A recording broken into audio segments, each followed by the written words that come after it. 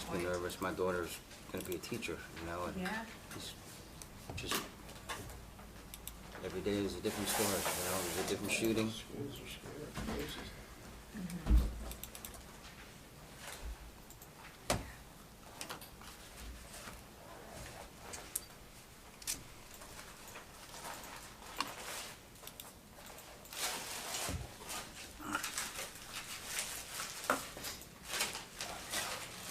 Yep.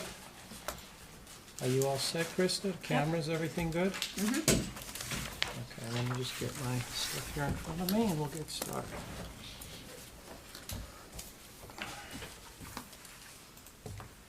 Okay. Good evening, everybody. I'm Rick Wolf, and this is the December 9th, 2021 monthly meeting of the East Amwell Township Committee. Krista? In compliance with the Open Publics Meeting Act, this is a regular scheduled meeting pursuant to the resolution adopted on January 4th, 2021, with a meeting notice published in the Hunterdon County Democrat issue of January 14th, 2021. A copy of the agenda was forwarded to the Hunterdon County Democrat, Times of Trenton, Star Ledger, Courier News, posted on the bulletin board and township website, and filed in the township clerk's office on December 1st, 2021. Mr. Castellano. Here. Mr. Mills. Here. Ms. Ramsey. Here. Mr. Sobieski. And Mr. Wolf. Here. Okay, would you all stand for the Pledge of Allegiance, please? I pledge allegiance to the flag of the United States of America and to the republic for which it stands, one nation, under God, indivisible, with liberty and justice for all.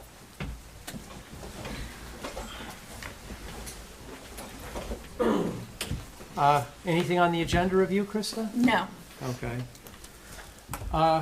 For those watching at home, if you notice that people here are bundled up a little bit, it's a little chilly in the municipal building. Announcements. The official election statement for our November election for Township Committee was released by Mary Melfi's office, so the results are official. Krista, would you read the results, please? A statement of the determination of the Board of Canvassers of Hunterdon County, New Jersey, relative to an election held in the County of Hunterdon on November 2nd, 2021, for the election of the following mentioned offices in the Township of East Amwell. 1 3-year Township Committee seat. The said board has determined that Jenna Casper Bloom was duly elected to the Township Committee. Congratulations. Thank you.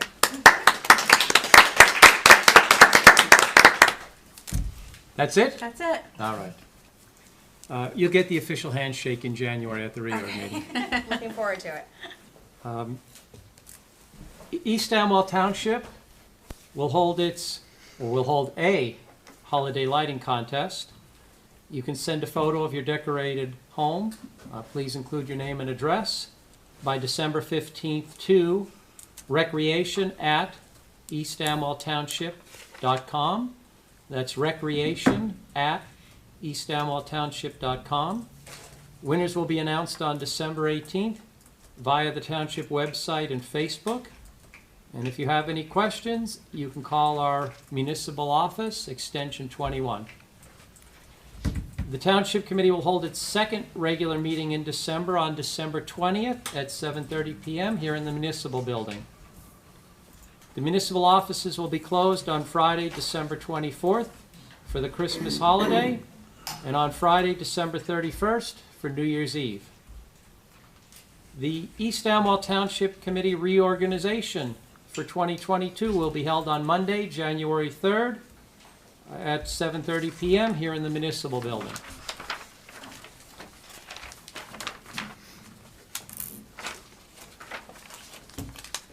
The 2022 reorganization dates for the other boards and committees of East Amwell Township will be published in the December 9th, 2021 issue of the Hunterdon County Democrat and will be posted on our bulletin board and on the township's website. The East Amwell Township Committee encourages all interested residents to volunteer for available positions on boards and committees. Information forms are available at www.eastamwelltownship.com, and you can email any questions or your applications to Krista. You could also call her if you have questions.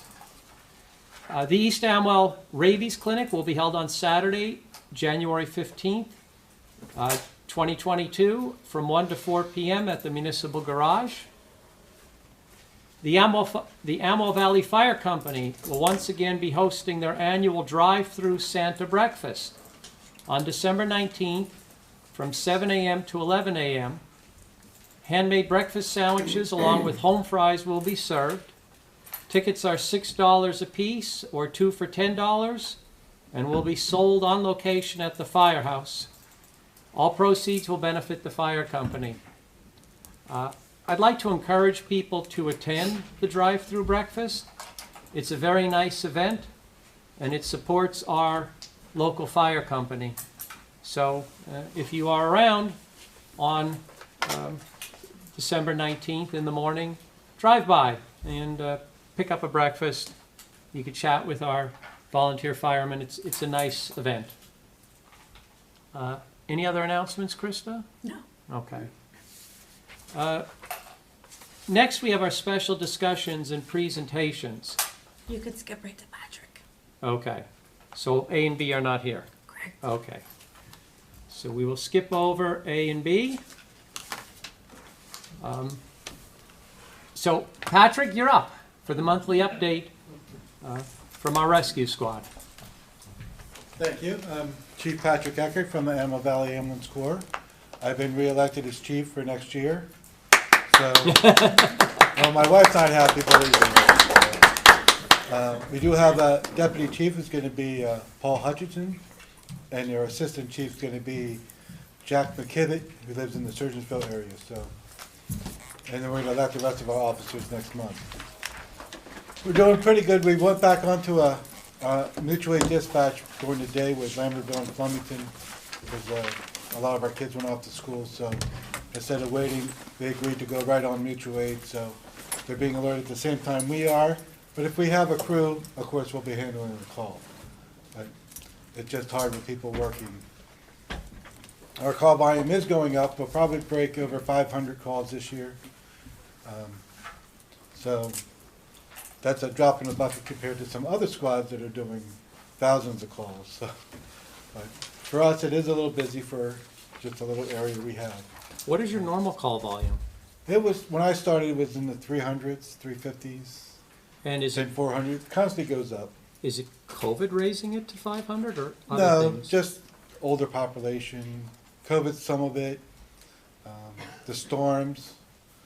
We had 60 calls for the month of the hurricane. Most of them were for the storm that night. So that goes up. It goes back and forth. But we average over 30 to 40 calls a month now. Okay. So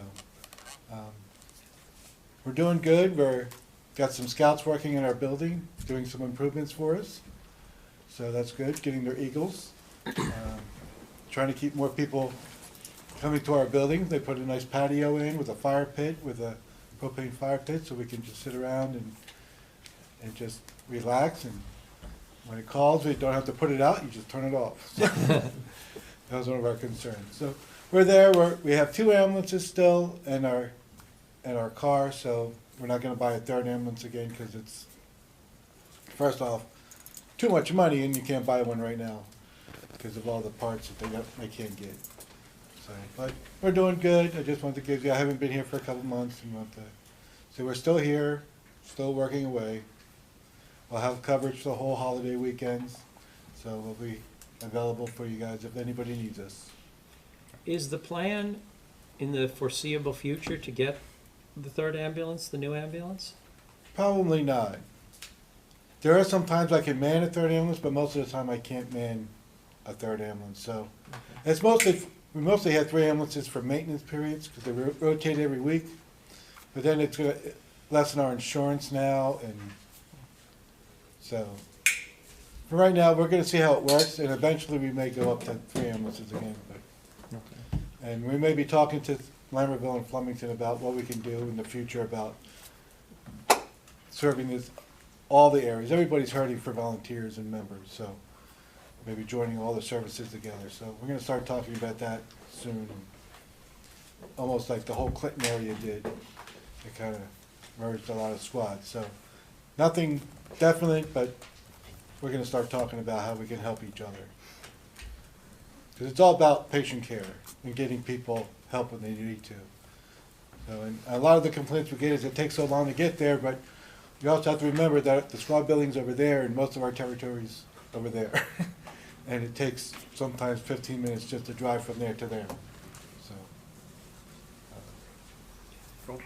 Thanks for All right. coming in. Appreciate it. No problem. Any other questions? No, thank you. No problem. Thank you. Have a happy holiday. Yeah, have a great holiday. So, we'll be around. Thank you. Thank you.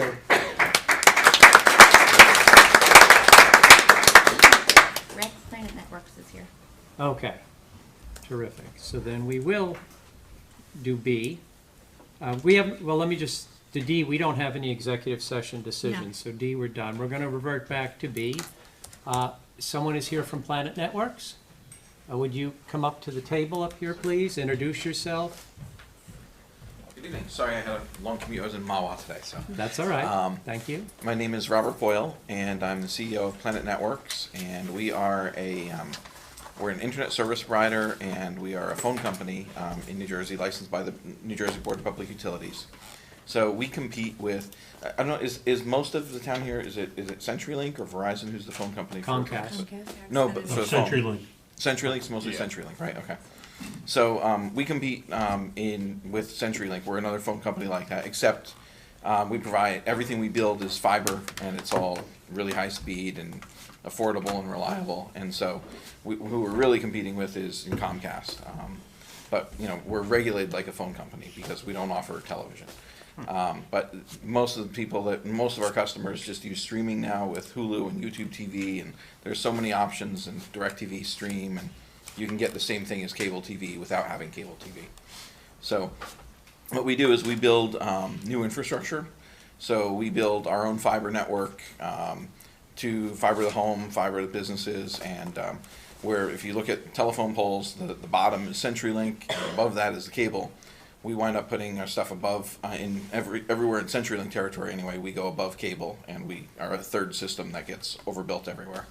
Right now we're building primarily in Morris and Sussex and Warren counties, but with a lot of the funding, and we're growing very quickly, so we'll probably, hopefully, cross my fingers, but by the end of next year, we should have finished all of those areas and have fiber to all the communities there that made sense to build.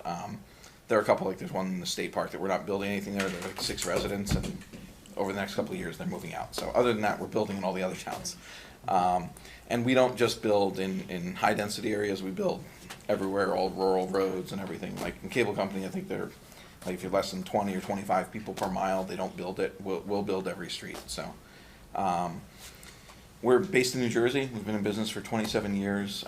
We have a good reputation. We have good relationships with all the communities that we build in, and we hire people in the area to build. So we'll probably put together a crew down here when we start building in Hunterdon County. So you guys are the first municipality in Hunterdon that we've talked to. We put out the new requests for everything. So the way that it works when we build is we put out in New Jersey, we have access to the right-of-way. New Jersey state law says we have access to the right-of-way. However, we need to request permission, and the municipality has to grant permission. There are certain things that the municipality can ask for. One of those is any expenses. So if you have your attorney review something, then you can have that reimbursed. Also, if we use police services or whatever, and if we do any damage to the right-of-way, we very rarely do this, but if we're doing something underground or we're installing a pole or whatever, like township engineer can look at where we're going to put a pole, and you guys approve that. And then also, if we do damage, like we pull a truck up on the side of the road or whatever, we damage the grass or mud or whatever, then we have to restore that. So we make things back the way they were. 99% of what we do is aerial on existing telephone poles. There are a few situations where we will want to install a new pole. It's very rare, but what's that? you've seen our polls, they would go back to the 30s.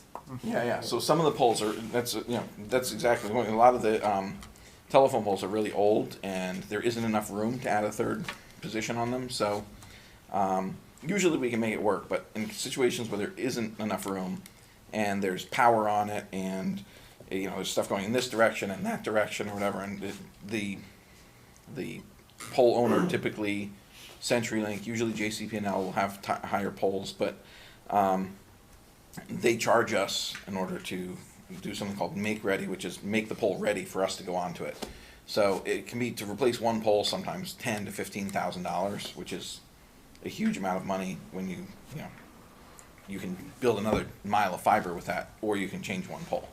So in some situations, and again, it's very rare, we can usually work around it.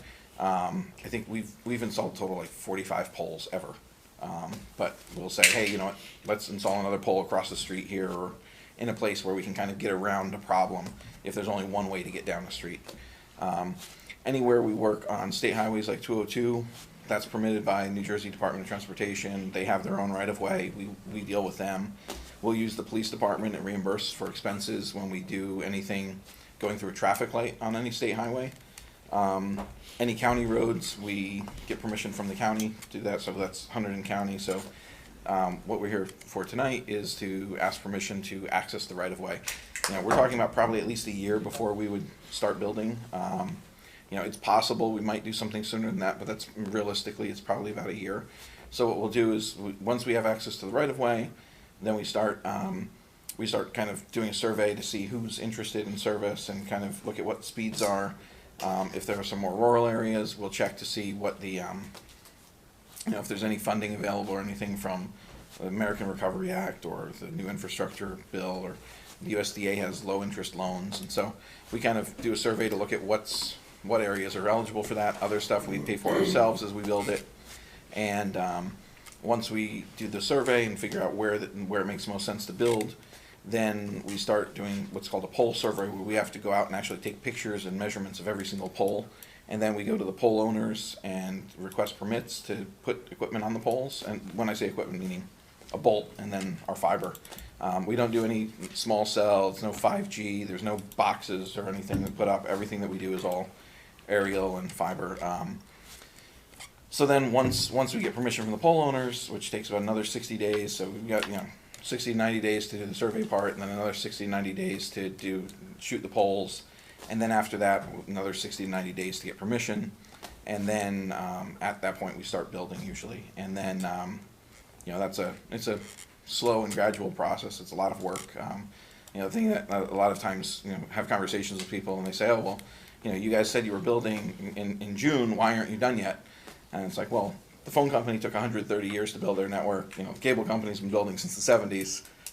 Give us a year or two to get things built. But we build very quickly. We have a lot of teams. We're completely vertically integrated, which is unusual with a lot of companies that do this. Most of them hire contractors, and they'll bring contractors up from wherever, Alabama, Virginia, Tennessee, wherever, and they'll come into town, do stuff, and then leave. I mean, the cable companies, that's almost everyone who does that. You see an authorized contractor, Comcast authorized contractor, whatever. But everyone who does work for us actually works for us, and all of our installers work for us.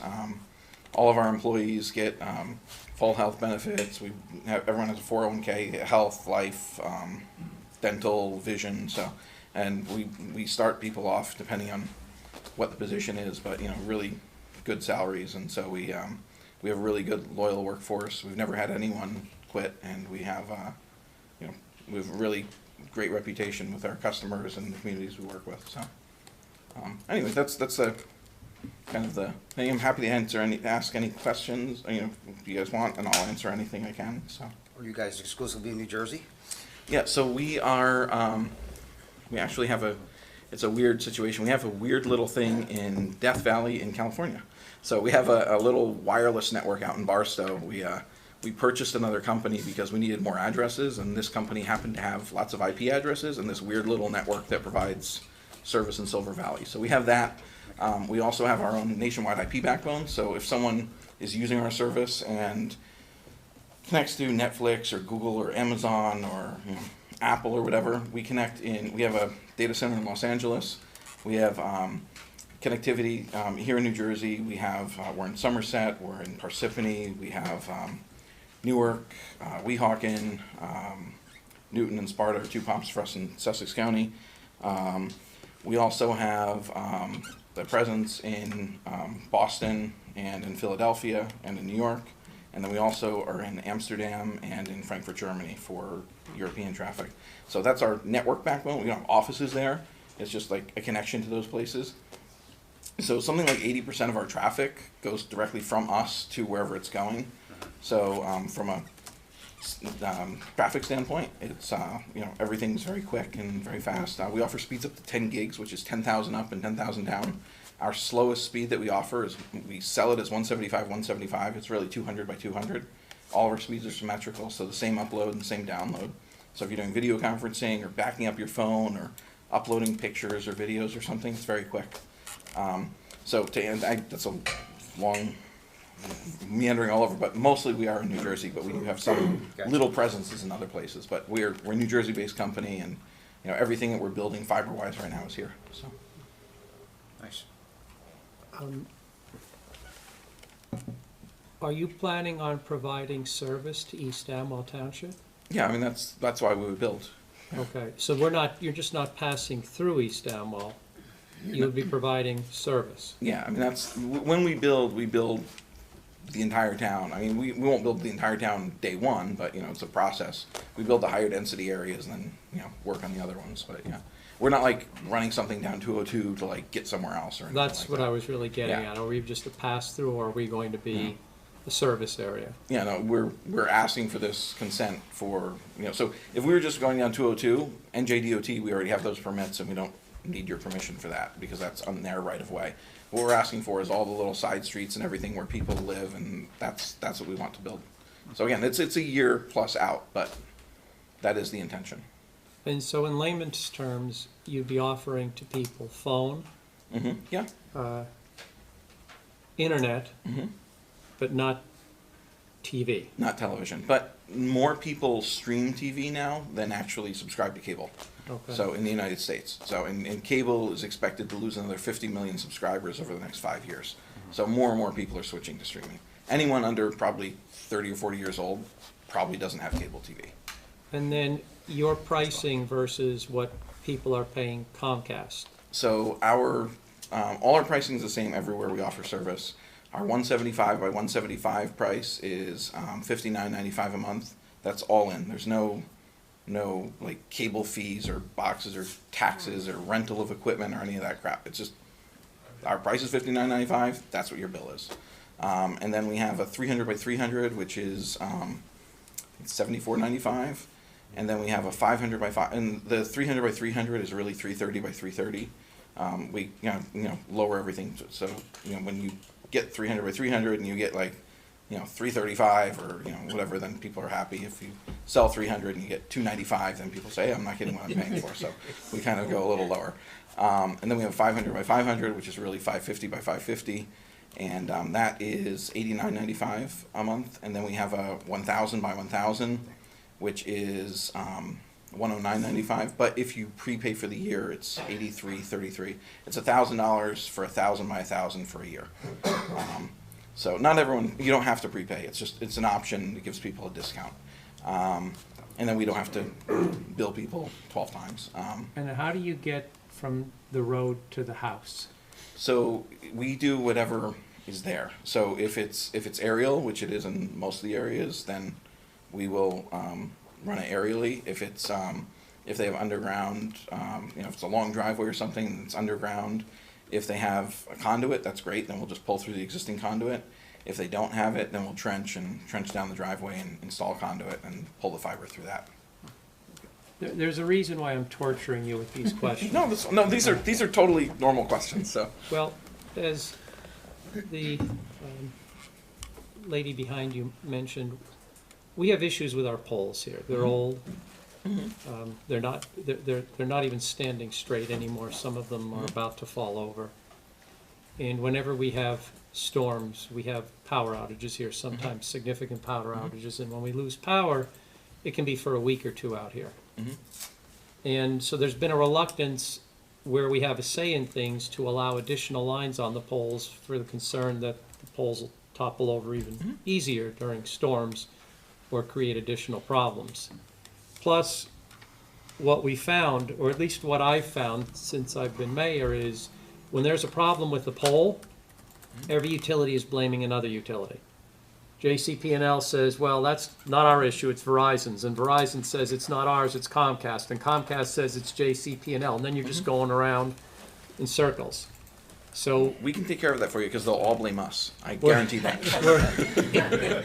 we're kind of protective of our poles.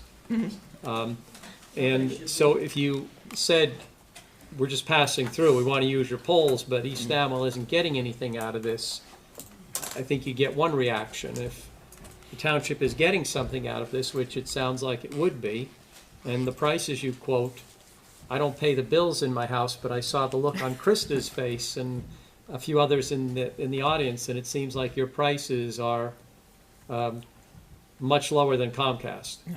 And the other thing is, in 27 years... Is that right, Kath? Okay. Yeah. In So- 27 years, we've never raised our prices. I'm not saying we're not going to. Inflation is crazy right now, and our costs are going up like crazy, but we've never raised our prices in 27 years. So, this sounds like net, it's a good thing for East Amwell. You're not hanging, heavy boxes or these balls or anything No, so on the poles? When you say these balls, we do hang splice cases. So a splice case is like a long piece of plastic. It's like a round little Yep. tube, Yep. and that's how you join the fibers Yep. together. Yep, that So, I'm familiar yeah. with. But you're not, your weight on the poles is the wires. So yeah, and the other thing is all of our fiber is very lightweight. So the fiber between two telephone poles is typically if we're running a lot of the small the tiny poles you're talking about, like the ones that are 60 years old or whatever, that are going to neighborhoods, we're running fiber that's like the little microphone cable that you have there. It's like that size. It's so thin, and the distance between two poles is about 150 feet on average. It's probably 10 pounds, or not even. It's probably 5 pounds for that total distance. The heavy thing is the steel cable that we run between them that actually the fiber gets attached to. So the first thing we do is we put bolts in, and then we run steel cable, and then we run the fiber, and we use something called a lasher, which is a big heavy machine that was made in the 30s. That's exactly the same, like the catalog from 1930. You can use to order spare parts today. That thing goes over it, and it takes stainless steel wire and twists it around it and holds the fiber up to the steel cable. The thing that we do because the phone company and the power company kind of do this with each other, and nobody wants to take responsibility for stuff, but if anything's wrong, they blame us. Our guys, when we go around, we actually fix a lot of problems. So there's something, a lot of times when poles break and when bad things happen, it's because things aren't guyed properly. So if you have a pole that's here and there's another pole here and another pole here, and it's coming this way, you have to have a guy over here holding this. Otherwise, this pole is going to lean over into the road. So what will happen over time is sometimes those guys will, break or come off, or something will happen. Someone will do work on it and won't reattach it. When we permit the poles from the power company and from the phone company, it's not right, but we have a good enough working relationship with them. We just fix those things because they're going to tell us afterwards, hey, those things were missing, you guys messed them up, even though they weren't there in the beginning. So our guys just know, just make it right when you're going through and fix it. The other thing that we do, because we're pulling new strand, a lot of times the phone company, the power company, they don't maintain, they don't cut the trees, they don't trim anything because they don't need to. We can't put our stuff up unless the trees are trimmed back. So whenever we go down the street, we wind up trimming everything back so that we can actually access the poles.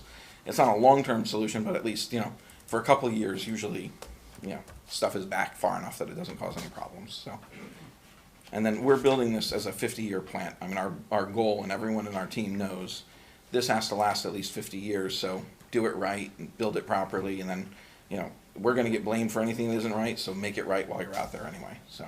It doesn't mean if the pole is rotten and broken that we can fix that. Although sometimes they'll make us do that. We're not at the point yet with CenturyLink. We're really close though, where they will let us do anything on their poles, fix anything.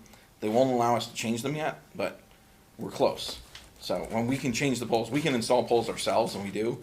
So at the point where we can do our own pole for $600 instead of paying them $3,000 or $4,000 to change a simple pole, and up to $10,000 or $15,000 if there's power on it, then we'll just wind up changing the poles ourselves rather than pay them to pay a subcontractor who subcontracts with one of our guys to do it. So, you know, cut out all the extra profit in the middle there. So. Now, you had provided to Krista, who in turn provided to us a package of documents. Mhm. But essentially what you're looking for is our approval for you to run your fiber through East Amwell. Well, within the town. Right, Joe, yeah. right. And is there anything else that you're looking for approval for at this point, or is it just to hang the fiber on the poles? Yeah, just hang the fiber on the poles and provide services to, you know, residents and businesses within the township. And do we need a written agreement with you to cover us if anything gets damaged, or is that something that is sort of on autopilot pursuant to regulations or some other laws that are governing your operation? Well, that's in the agreement, and it says that, you know, we'll provide you with a certificate of insurance naming the township as an additional insured. It also says that if we do damage anything, that we will, you know, we'll make it back to the way that it was. And then if there's anything that, I'm trying, like, if you have any, you know, additions that you want to put in the agreement or whatever, anything that's reasonable, we're reasonable people. As long as you guys are reasonable, we'll be reasonable, and we'll figure something out. But that agreement has been executed basically as is by probably about 70% of the municipalities we work with. About 15% of them, their attorneys just completely go crazy with the agreement and make it into something that doesn't make any sense, and we go back and forth for 6 months and just run up legal bills for no reason. And then the other ones, you know, 15% of the time, people just, they say, oh, well, we're concerned about this thing, can you include this? And we say, sure, no problem. We put it in, and, you know, so the agreement's slightly modified, but not a major deal, so. And how soon do you need our approval? You know, there's not a rush on it, but if you, like, the FCC established something called a shot clock, which is like, you know, from the time that we ask, you're supposed to approve it you're supposed to take action, you know, granting it within 60 or 90 days, depending on which part of the, but we're not going to build it for a year. So if you guys want to talk about it and go back and forth with stuff, we're reasonable. So, you know. Yeah, I don't know that there's a lot to talk about. I just didn't know if this was a 2-week, a 2-month. I don't see any issue in us being able to get back to you within that 60-day window. Okay. So I don't think there'll be a problem with that. Okay. Does anybody else have questions? Yes. Sure. Can you, the new pole thing that you mentioned, how many poles did you say in the history of the business have you guys put up? We've probably put up about 45 or something in public right-of-ways. And one of those was near, like, I think 7 of them were near an airport where they were so low because they were next to the airport, and there was no way for us to get, like, cars couldn't go on, we couldn't lower anything because cars couldn't get underneath then, and trucks wouldn't be able to. And we couldn't raise anything because they were already at the tops of the poles, and there's an airport, it's, you know, next to a runway. So we went over one street where there wasn't a pole line and added a pole line in order to do that. So it's usually, there's a reason for it, and we will come to you. We won't do that without asking permission. That's what's gonna So, be yeah, the and our question. agreement says that I was we'll gonna ask permission for Is that that. in the agreement that anytime a new pole has to go up, it has to be approved by the Yeah, town? so township engineer usually will do that, or the, you know, the town manager, or whatever, you know, however you So guys that's decide to in do the it. existing, like, It should be agreement. in there, yeah. Okay. Could you talk a little bit about speeds? Because you were listing off like the 175, 175, 1,000, 1,000. I don't really understand what that means, but how does that compare to like the speeds that you listed as your competitors? So you gave me the pricing, and I know the pricing that I pay as a resident, but I'm just curious, how does that compare from the speeds? So CenturyLink, if you were like right next to the CO or really close to it, I think you can get 65 megabits down, and I think like 10 or 15 up or something. I think you have to, you know, it's something like that. I don't know, Comcast is an amalgamation of lots of different systems. They've purchased a ton of different cable systems, so I don't know what's in East Amwell. It's I know about that, 100 to 150 on the download, okay, and yes, on the download, and on the upload, it's a fraction of that. Oh, yeah, usually like 5 or 10 or maybe 15 or something. Yeah, I mean, it's ridiculous how low the upload is. And that's assuming everything running from the road. Everything's working the way it's Yeah, supposed everything to. is working the way it's supposed to. So and that's the fastest speed they offer. No, you can get business class and get something faster, but the business class, the price goes up.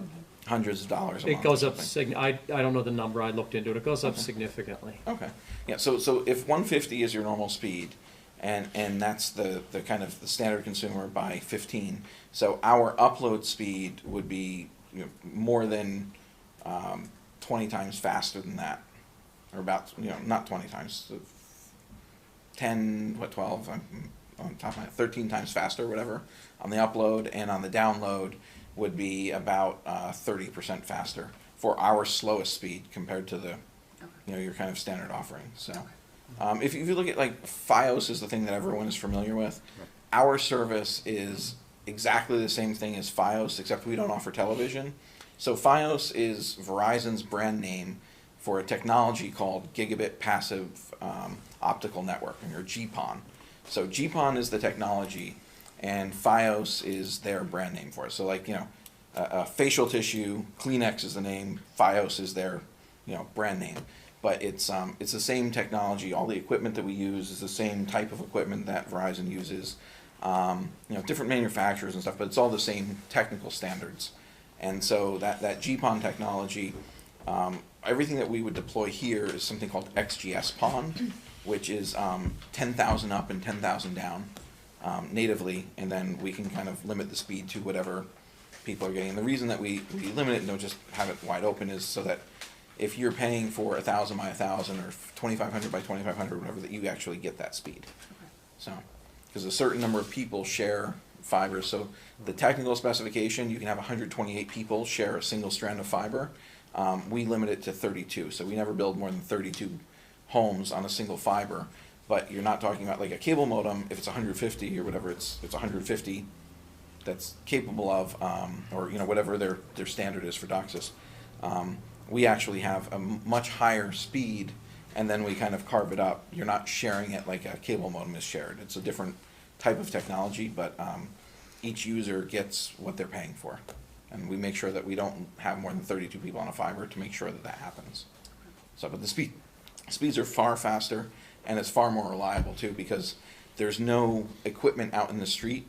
Everything goes back. We'll build a little POP. We'll talk to you guys about if you have any extra land, or we'll find someone in town who has someone, or we'll get an easement or something. You know, we're pretty flexible when it comes to that, but we'll have to put a little a POP somewhere. Sometimes we'll do it in you know, in a municipal building. Sometimes we'll do it at a business that's in the area, and we'll work out some kind of deal with them. Sometimes we'll put a little 20-foot container. But we can only go out 12 miles from wherever that site is. But that site has a generator, has backup batteries for a couple days, and everything is home run back to that. So, like, if you drive around where Comcast is actually much better than Optimum in terms of maintaining their plant. But you'll see the little boxes that are up on the poles, and if you see a red light on it, it means the battery's dead, and the battery doesn't work. So if you see one with a green light, if there's a power outage, those people have power for a little while. And then, you know, the battery will die. And if it's one with a red light, as soon as the power goes out, all those people lose cable, even if they have a generator, because that little repeater box isn't working. So we don't have any of that active equipment outside. Everything is direct fiber, which is totally passive, all the way out to the customer site, back to our location that has backup batteries and generator and everything. And those units, like our 20-foot shipping container, our kind of standard thing, can run for 2 weeks with the fuel that it has on site. So That's nice, because during Sandy, we not only lost power here, we lost cable for a week or two, which was frustrating. So what you offer is nice. When is the ETA of actually people in East Amwell being able to get online with your service? A lot of that kind of depends on what happens from a funding standpoint, both with our internal. So, you know, we're a small privately held company. I own most of the company. We are, you know, we're working with a couple different large investment groups to work on some debt financing, so to be able to build infrastructure. I don't want to lose control of the company because I want to. I started this a long time ago.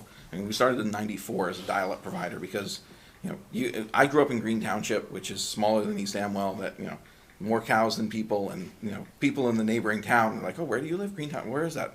Like, we actually border your town. You just don't know where we are. We started the company because people were getting AOL CDs in the mail, and then they'd put it in their computer, and then they'd get a $500 phone bill and be like, this is crazy, what is this? So in the beginning, we used to market it as a local number for AOL before anyone even knew what the internet was. And then after a couple months, we'd tell people, hey, you're actually using the internet when you're using AOL, and you can get rid of that and just use the internet and still have a local number.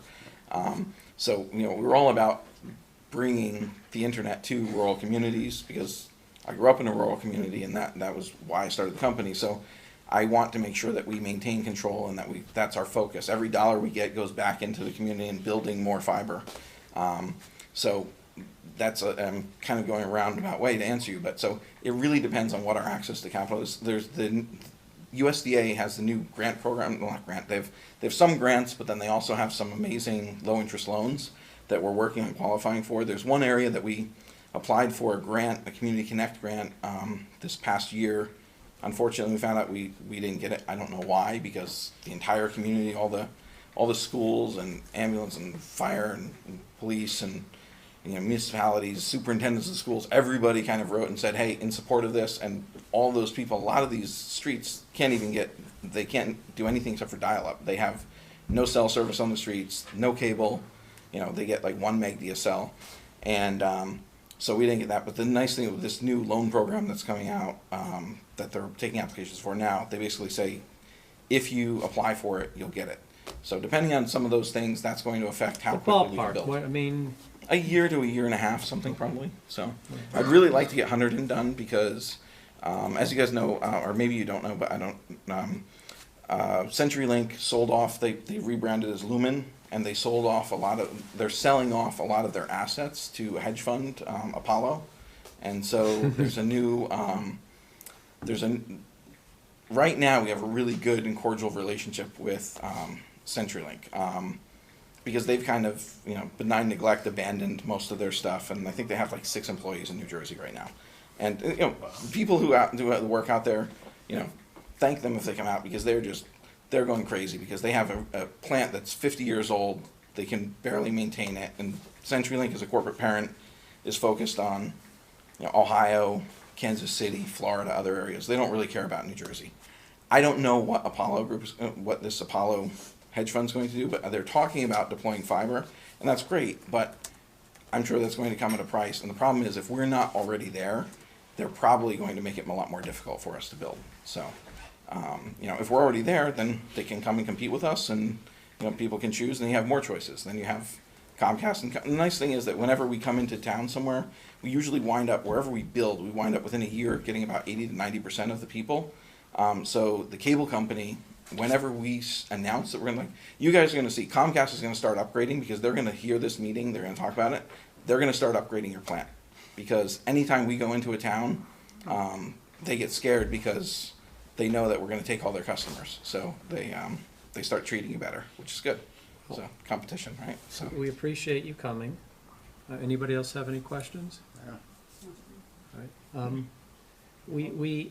We're not open to the public, but there are some members in the public that would like to speak. Should we allow the public to speak at this point while he's here? To ask questions? Sure, I'm okay with that. Everyone okay with that? Move on to the Okay. public questions. Tim, I saw you had your hand up.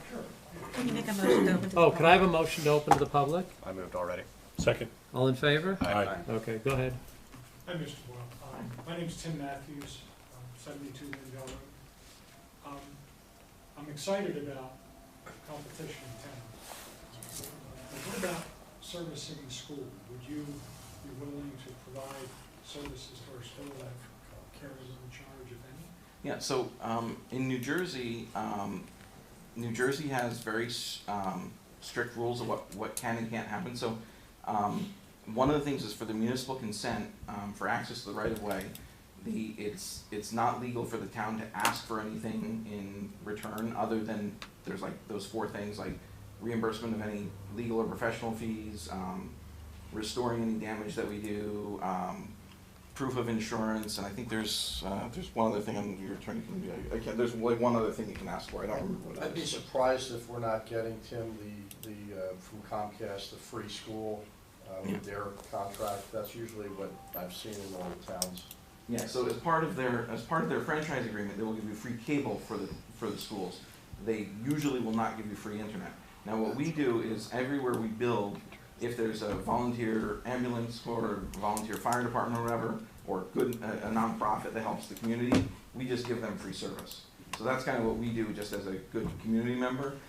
The schools, depending on kind of the bracket, there's something called USAC, which is Universal Service Administrative Company or Corporation, and that is funded by everyone in the United States who gets a phone bill. There's a 3% surcharge that's put on your phone bill, and that goes into this USAC fund, and that's used for schools and libraries to supplement their internet connectivity and internal and Wi-Fi equipment and all that type of stuff. So in all the schools in New Jersey and throughout the country participate in that program, and depending on where the lowest is 40%, so that's really economic areas, and then in areas where they're really economically depressed, they get up to 90% that pays for that. So the school isn't paying full boat. I don't know where they are as far as that tier, but already they're getting probably about half of their internet fee taken care of, and we're very competitive. So in the areas where we have service, like in Sussex County, for example, which is the area we've been providing service to the longest, we have almost I think there's like 3 or 4 schools that aren't off of their current terms, but every single other one we've won the bid. So we provide very reasonably priced access to the schools, and a lot of times we cut their monthly fees in half, plus they're supplemented, so they're basically paying, half, whatever out of pocket, we're cutting that down significantly already, so, and that's part of what we do, so. Go ahead. Kevin McPeters, 47 Manual Road. I'm excited to hear that you're coming this way. What about like business and telephone? So, as opposed to residential, can you tell me what, Yeah, so we provide a lot of services to businesses. That's really like probably, in terms of revenue, that's probably about half of our business. In terms of numbers, it's probably about 10%. But we provide completely managed business voice over IP phone systems. We provide just like a flat monthly fee, so you're not paying for lines or anything. We also provide, if you have a phone system, we can provide a PRI line, or we can provide regular POTS lines or whatever. We provide business services. We also provide dark fiber, so if you have like different locations, we can provide connectivity, so you have all one LAN between different locations. And unlike the phone company or the cable company where they charge thousands of dollars a month for that, if you're a small business and we have fiber in both locations, we're very reasonable about having you be able to connect those locations together. So, okay. So for instance, right now I have 3 business lines and internet in one account with files. okay. So how would that be structured in the sense of like if there's 3 phone lines, 3 phone numbers, and then? So for us, they would be depending on what other services you have, but somewhere between $29.95 and $39.95 a month, all inclusive for everything, for the phone per number basically, or per phone. And then the internet, depending on the speed tier you have, would be the lowest is $99 a month, and the highest I think for gigabit for business is like $2.99 a month, I think. So, and that's assuming if you have a small business that's running out of your basement, your home, or whatever, you can get residential service. But if you've got 40 people in an office, then we charge the business rate, and then we also, I want to say we support that better, but we'll support your firewall, your LAN, and whatever other stuff that you have that's more difficult because it's a business, or you have your own mail server or whatever other things. So. So, anybody else from the public? Could I have a motion to close to the public? Francis. Hidden by the bulb. Francis Gavigan, 123 Wurtsville Road. You said you own most of the company. Are you publicly traded? We are not, no. Are you considering being publicly traded? Not in the near future. You sound like you're one of those companies that would come under the ethical investment or something, or screw Comcast, connected, you know, those kinds of grassroots organizations. Yeah, we're, the burden for being a public company is so expensive. Okay, There's lawyers. so much, I mean, there's so much regulatory stuff and so much red tape that it's nice to be able to have access to the capital markets, and I wish that we could do that. But on the other hand, there's a huge amount of red tape and reporting requirements and everything else. And then the other problem is that you can have someone who says, oh, you know what, this is a company that could be making more money, we're going to buy a bunch of shares, and then we're going to say, Right, and then turn we're it gonna into get rid of Comcast. this, we're gonna get rid of this Yahoo CEO who doesn't charge enough, and we're gonna jack up everybody's rates. So, you know, part of it is making sure that we, Stay private. yeah, exactly. So that's part of the reason that we're not, Yeah. so. And where would you start? Say East Amwell, Mhm. I'm sure you've driven around here. There's the convoluted roads in the mountain and trees and poles, and Mhm. there's a crossover here to avoid this falling down. And then there are the straight shot roads, which are Manners, Wardsville, Old York, 179. Do you start out with the low-hanging fruit and then spread out with the smaller branches? Yeah, we typically will do the higher density areas first, because that generates the most revenue per month. So it costs us Will be the the same, mountain. well, it costs us the same amount of money to build a mile of fiber, whether, because our biggest cost is the poles and licensing the poles. Yeah, so if it's a mile of fiber in a higher density area or a mile of fiber in a rural area, it basically costs us the same. So we do the ones that are higher density first, and then that money that the revenue from that helps build out the less dense areas. So that suggests the village and maybe the immediate areas, if you successfully discuss things with West Amwell, Delaware, Raritan, or some of the other localities. And if you get into Mercer County or Hopewell, then you might get up towards the mountain and the people up there. Yeah, but if there's, Easier. but also if there's a demand for something, so if we're in an area, so like, you said that you have FiOS right now? Yeah. Okay, so we typically, I say we will never, but we usually don't build wherever there's FiOS. Because FiOS is a very good service, it's reasonable usually. Now, if they're gouging you guys and charging a lot of money, then we'll overbuild them. But if they're being competitive and reasonable, and sometimes just us coming into town, they'll start getting reasonable for you. So we'll build, there's so many areas that are underserved in New Jersey.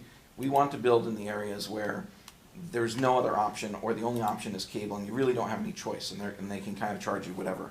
So if you have a choice between Comcast and Verizon, we typically won't build on the streets where Verizon is. We'll typically focus on the other areas. And so, or if you're in a situation like that where you don't even have, if you don't have cable, I don't know You where you're gotta talking have about. Comcast, or you could go through the stupid thing with the phone company, DSL, which is whatever, yeah. Yeah, it's useless. really slow, yeah. Yeah, and so I would think you would reasonably be expected to pop up in the village and the Antelope Valley area sooner than others. Yeah, but if there's an area that's more remote that really has high demand, because what we do is we'll put a survey out and ask people, hey, do you want service?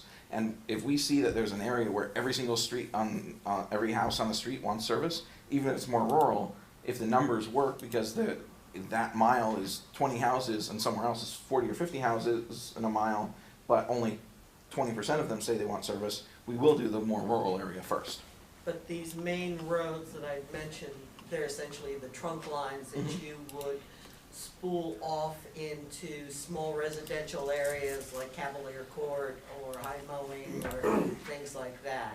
Yeah, when we build an area, we build very quickly because we built our own, we have designed our own system and we build our own hardware for everything we deploy. So we won't like do a street and then a year later do another street. Like we will say, okay, this is the area we're doing, and like this past month we turned up service to 700 homes.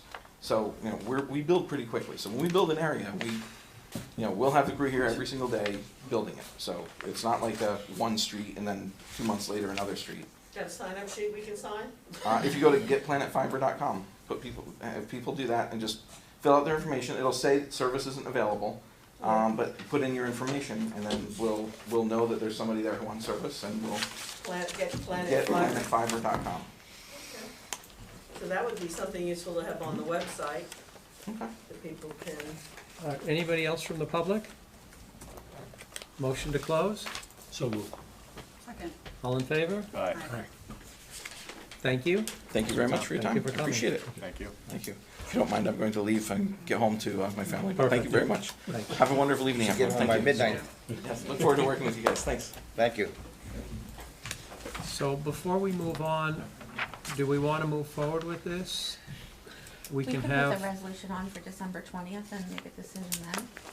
that's fine. Do we have, in the packet, was the contract? Yes, the Everything's documents are in the everything's in the Google drive. Drive. Look, I So- think everybody's always clamoring for competition here, the Comcast or whatever, and Files is only in certain areas and yeah. Century Tel's only in some areas. Plus with everyone working from home and kids remote, it's been really taxing. I mean, they did 700, Absolutely. I think this is a no-brainer. I mean, they did 700 homes in a month, that's 50% of what's in the township. I think this is a no-brainer. I think we should move forward. I took a quick look at the contracts, but I thought this was gonna be another case where it's just hanging on our lines and not Oh, giving us that's any that service. fiber optic company that just ran stuff through the next town. Right, but here, Yeah. we stand to get a real benefit, and we really need the competition, and these prices are like obscenely low compared to And the what we're speed paying. is a lot better. I was Right. thinking, Yeah. I was looking it up. So, I think we just Yeah. move forward, mark up what we need to mark up, and let's get this out the door, and hopefully he could start putting the lines in a year. Okay, Just something to be aware of. So in my current line of work, I work site acquisitions with AT&T. What he was referring to, the shot clock, so that's, falls under this specific federal statute. We call it a 6409 in my realm of work. And basically what this federal law says is that if there's an existing piece of like communications infrastructure, the town basically has 60 days to, approve it or deny it. But if that 60-day window lapses and you don't do anything, they get automatic approval as per the federal law. So just something to be aware of when they go to file their applications. We gotta be on top of it, because otherwise, they might get away with something that we don't want them getting away with. So just throwing that out there, something to be aware of. Okay. all right. Let's move on. Sounds good. Good night. Thank you, have a good evening. You too. Yeah. Okay. We don't have A here yet, do we? I assume we're just passing over A. Yeah, he's, Okay, he's not here. no. Okay. I think I know everybody in the audience and I don't Yeah, see him. no. Okay. All right, so next on to acknowledgements by the mayor. I have one acknowledgement tonight, and that is, I'd like to acknowledge Jenna.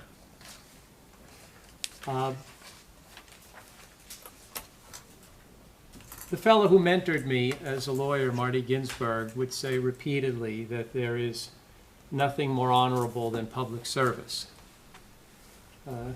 He knew a little bit about that because of who his wife was. And I agree with that. There is nothing more honorable than public service. And Jenna, I know you have a very busy life with your law practice, your 2 daughters, and all the community work you do currently. So I think it's admirable that you decided to take on the East Amwell Township Committee. It's going to be a fair amount of work, but it can be very rewarding. And I just wanted to thank you for being willing to take this on and acknowledge your willingness to do that. So thank you very much. Thank you.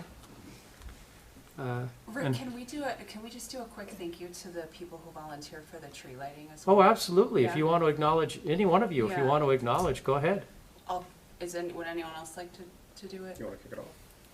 Yeah, I feel like there were so many people that were involved, and I did cheat, and I got some names from Allison, so thank you, because I didn't want to leave anyone out. So bear with me as I look like I'm reading, because I am. So if I think all of us were there, and I think a fair amount of you guys were there, and probably a lot of our watchers at home. Last Friday, we had our annual tree lighting that I don't think we were able to do last year, right? So it was really nice to have it again.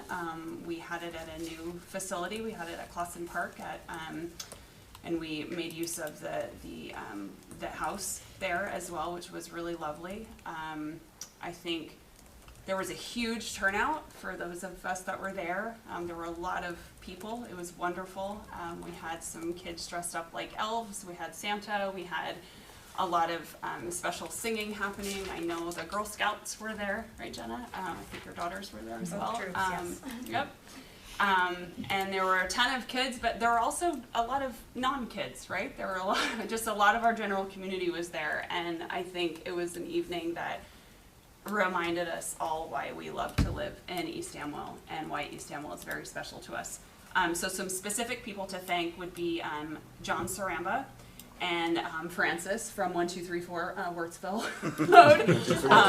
123. Oh, I added the 4. I'm sorry. I'm trying not give away your address, even though I think you give it away every meeting, at least 2 or 3 times, for helping to facilitate the event. Francis, Janice Grover, Alexis Antricoli, and I apologize, Alexis, I probably pronounced your name wrong, for helping to decorate and set up the inside of the museum. John Bookwalter for helping to string lights outside.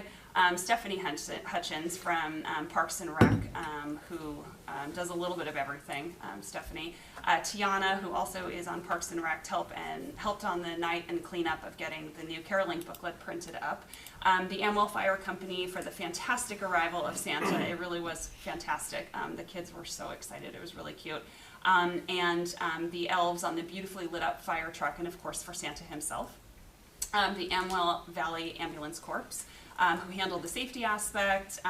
We had a large crew there, a large group there, and that's right by the road where cars are coming in and out of, and it was very safe, and it was really cornered off very nicely, and I think people felt really comfortable and safe while being there, so thank you to those guys and gals.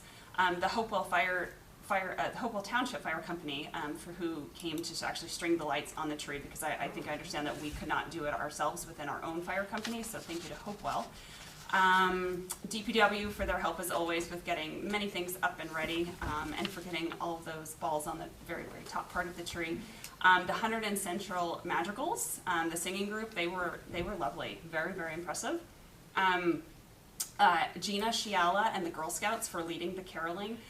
Lisa Bow and Mary Ellen Costello for their festive musical accompaniment. That was really sweet. For those of us, there were like 20 of us that stayed at the end.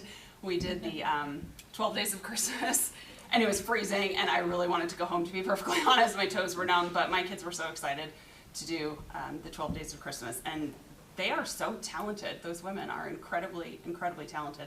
And then, of course, no event happens in East Amwell without Allison Castellano. So that was a long list, so I apologize for taking a lot of time. And I probably forgot some people, and if I did, I greatly apologize. But it was a really wonderful event, and I hope we can continue to have it. So well done to a lot of different people. Thanks.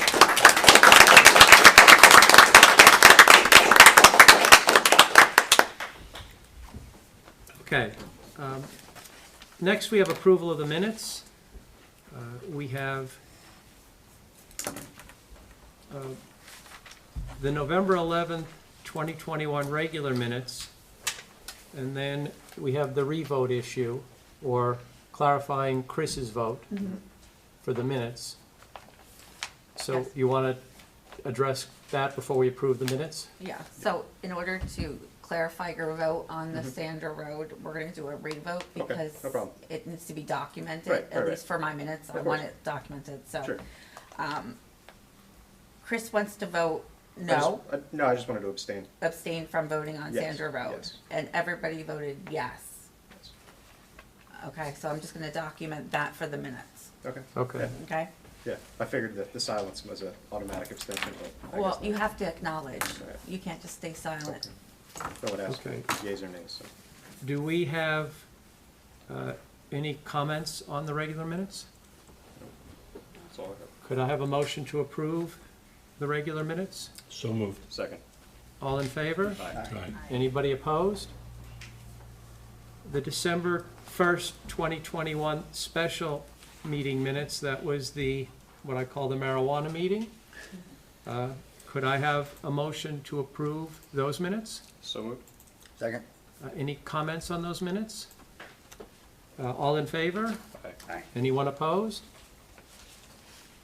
We have 2 special committee reports next on the agenda. First, we have the update from the Environmental Commission regarding the EV grant? Yes, a lot of exciting things happening in the Environmental Commission, and the first thing that we're able to check off our list is that we applied for the Board of Public Utilities Tourist Grant in order to have funding, to provide funding for electric vehicle chargers adjacent to the municipal buildings. So the BPU launched this destination grant to promote EV adoption at tourist sites, and we at the EC feel that East Amwell falls right within that, being that we have so many sites to see in East Amwell, and we're also a main thoroughfare to places like Lambertville and Bucks County, as well as a thoroughfare for day travelers.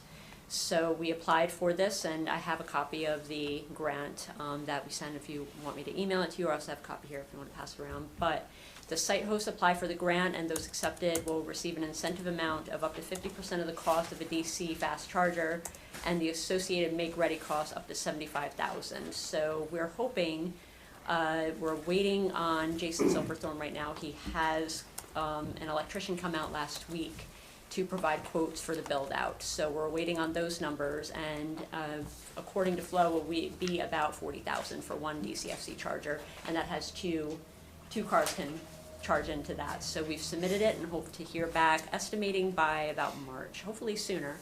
And then once we have the numbers from Jason for the build-out of any charger, we can apply for a PSE&G rebate.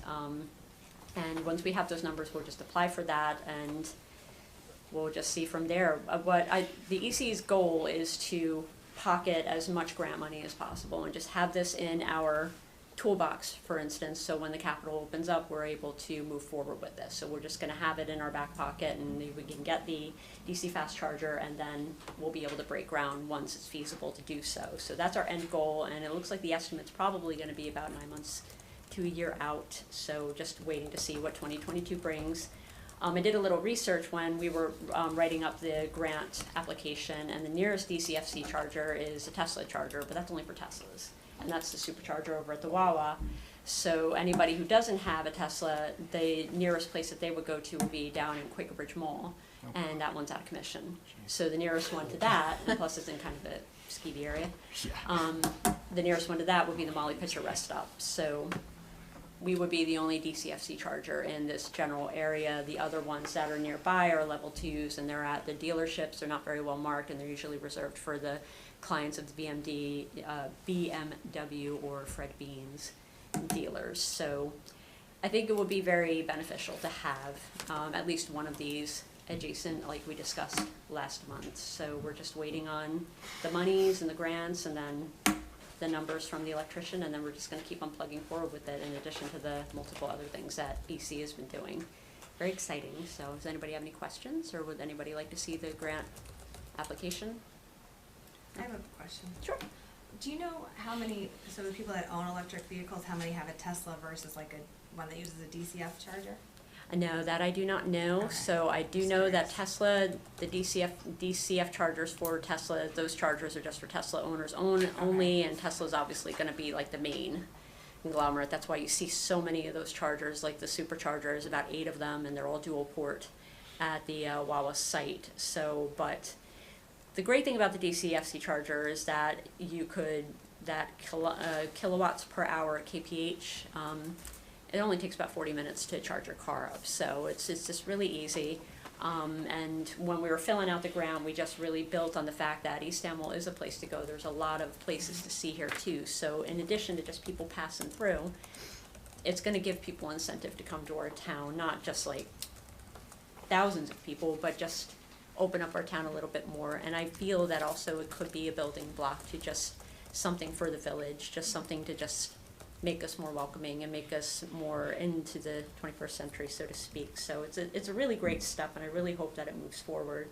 It's just a matter of seeing the feasibility and seeing the monies and so on. So as long as we get these grants, once we have the BPU approval, and there's so much money right now in New Jersey, especially with Build Back Better and everything, that monies are going to be coming directly to municipalities. So there's going to be other opportunities as well. So what looks like a lot of money in this rebate up front, we'll be able to garner even more grants and then be able to apply it. So it's the beginning of something I think really good.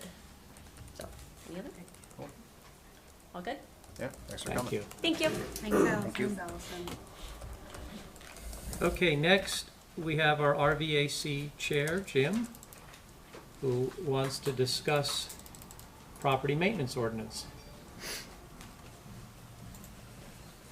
Good evening.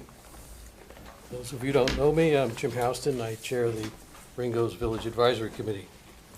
Very simply, we're here tonight to recommend to the Township Committee that the Township enact an ordinance for property maintenance and abandon or vacant buildings. We've been, our committee's been in existence for about 2 years now, and we've been meeting monthly, and we have established 6 focus points that we're looking at in terms of revitalizing, working to revitalize or improve the village, as we were originally charged with that responsibility. Number 1 is property maintenance, village aesthetics, traffic calming, improving parking, enhancing local business, and grant opportunities. Tonight with me I have 5 of the members. Kevin McFeeters is in the back. He's a realtor. We have Darcy Perennis, is that correct? Did I get that? She's an administrator of an environmental remediation company and a farmer. I handle the traffic calming. Kevin Mcguire is a small business owner and real estate investor. Close enough. Mike Mcguire. Mike Mcguire. What'd I say? Kevin. Kevin.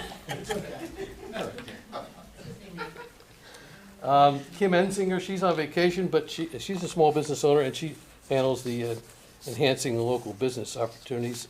And also John Zaramba, he helps us out with the grant opportunities. And he's, as you know, a certified public accountant. So I mention their backgrounds only because we have a great cross-section of folks who have experience in business and life in the community, and that's important. So everybody, there's a lot of ideas and opportunities to come up with solutions. So over the last couple of years, every month we talk about each of these focus points and to see what we can do to improve and make the village better. And of those 6, there's 3 of them we keep coming back to, the one item in this town, the village especially, where vacant and abandoned properties that are not well kept, really have an impact on the village in trying to revitalize it. As you all know, there are a number of properties that are in a sad state of affairs. And that really has an impact on people wanting to come into town and invest in business or whatever. So I don't want to live next door to that. Or the people who live next door to it, what is that doing to their property values? So we really feel strongly that an ordinance is necessary. And we've drafted an ordinance. It may need a lot of work, I don't know, but we're here, number 1, to get the committee's feeling on the idea of such an ordinance. And we assume that you will support it, we hope. But then, at the beginning of the year, we would like to set up a workshop with the liaison from the committee to work out all the details, and then come back to the Township Committee to discuss it, introduce it, have a public hearing, and adopt it. So that's why I'm here tonight, just to bring out the idea. We feel very strongly about it. We've done a lot of work, a lot of research on it. Chris, did they all get the letter and the draft ordinance? Okay. So with that, I'll ask if you have any questions. I don't really want to get into the details of the ordinance. It's the idea of what we would like to see adopted. That's what we're here about tonight. Anyone on the committee have any questions or comments? Jim, can I just ask a basic question? Roughly, within the village, how many properties are there? And maybe how many would you characterize that kind of would fall into why we need this ordinance? On John Ringo Road, there's 1, 2, 3, 4. On Old York Road, there's 2. And out on... Melbourne? No. Well, yes, there's one there as well. Yeah. That's vacant. I think that's in a state of perhaps being demolished, but I'm not sure. And then out up John Ringo Road past the railroad. And as a matter of fact, we actually reached out to the owner, executor, whatever, of the owner of most of those, a number of those properties, and we had a really good heart-to-heart talk with them at our meeting, and we keep following up with them to try to get a grasp on what the state of affairs are with those properties and how we, as a community, can help move along and get the ball rolling in terms of, well, for example, the Oddfellows property that sits on just enough property for the building, that's gotta be taken down. It's just, it's an attractive nuisance to say the least. I think it's a public health hazard because it's wide open for God knows what goes in there. So I think we need to get the ball rolling is what I'm trying to say, and as soon as possible. I would just tack on, Jim, like, obviously I've been the liaison of the RVAC for the past couple of years. We've spent some time trying to reach out to a number of these property owners, and for the most part, they're fairly unresponsive. So the idea would be behind an ordinance like this, and Jim, feel free to chime in, implement something in the early part of the year that kind of puts people on notice that, hey, look, if you don't, get the structure occupied or get the environmental conditions remediated, you're going to pay some kind of fine or registration fee, and hopefully, I don't want to say the fear, but the idea that, hey, I might pay some penalties for not, cleaning my stuff up here, would inspire people to kind of move things forward, get the structures occupied, clean things up, etc. The goal is never to really penalize people. It's really more or less just to clean up the town. We're not here to We're trying to get them to be a good neighbor because Exactly. it drags down the village, Exactly. the community. It just Exactly. really does. Mhm. There's no question about it. It's a no-brainer. Well, Krista and I have had to deal with a few of these. I know Krista has. Not so much in the village, but outside of the village. We're dealing with one right now. The owners of these properties, if they were good neighbors, they wouldn't let the properties get to the point that they are. So the owners of these properties, for the most part, are not good neighbors. And so you can't really treat them as good neighbors because then they just ignore you. But for example, we have one now where you've issued how many summons? About 6. We've issued 6 summons. Nothing has happened. The owner doesn't show up. This is going to sound like I'm making it up, and I'm not. Krista can issue these summons. The way the law works in New Jersey, the municipal court effectively can do nothing to enforce them. That's what we've been told. These summons can just pile up. There's nothing we can do. The municipal court does not have the ability to issue a default judgment. So if somebody gets fined $200, doesn't pay it, just ignores it, the municipal court, I'm told, can't do anything. It's amazing. They can't issue default judgments. Once upon a time, they used to be able to suspend your driver's license. That law has changed. They can't suspend your driver's license. So what I'm being told by the clerk of our municipal court, and I actually got this today, so I want to have some time to discuss it with our municipal council, Right. is that the municipal court can't do anything. These people can basically just ignore us, and our hands are tied. The other issue that you have to take into account is if you were able to put a lien against the property and they ignore your lien, what do you do at that point? We don't want to take over these properties. East Amwell doesn't want to take them over because you don't know what you're walking into. You don't know what's under those buildings. You don't know what kind of underground tanks there are, etc. The township doesn't want to take on that responsibility. And to find a third party that would take on that responsibility is going to be difficult. So I'm not necessarily adverse to pursuing this issue. Something does need to be done. It's just going to be difficult because finding a hammer that actually works. And in the village, I mean, a number of them are the case properties. Right. And I thought that that litigation, which has been going on for years, was on the cusp of settling or actually has settled. And I think the hope was that once it's settled and they figured out who owned what, there'd be some action taken to clean up these properties. The one by the railroad tracks, I think, probably is unsalvageable and needs to be demoed. But the one next to Kirkpatrick Church, I think, is probably salvageable and could be made to look like a decent property with some work. But you have basically one family or extended family that's a big part of the problem in the village. And we need to figure out some way to deal with that. It's gotta be done in some, according to the laws, of course, and in some creative ways. It's not gonna, it's gonna take a long time to work it out, but we've gotta get started and be creative and somehow get the ball rolling. So I agree. We're just, again, we just want the support of the committee for the idea, come up with some creative ordinance that allows the committee to do what, especially for vacant buildings. That's a different ballgame than someone living there. Krista, how do we handle the brush and weed ordinance? How does that? I have experience with that, I mean, meaning, does somebody make a complaint? I know there was If one on someone makes a Lewisowitz complaint. was like that, but the complaint has to be called in. I mean, it's not like you're driving around and No, you're I don't looking drive over. around and look for No. complaints. No, I'm just saying, so. But so somebody calls it in and, they're given a notice, where I've had experience, they've given a notice, they don't comply, the DPW is directed to go mow the lawn, whatever the issue is, and there's a bill for that, and it gets applied, it becomes a lien on the property. Right, but again, now you're back to a lien on a property. Oh, yeah, that's, But the other issue, on brush and weeds, I was looking at the draft ordinance that was included in the Google Drive.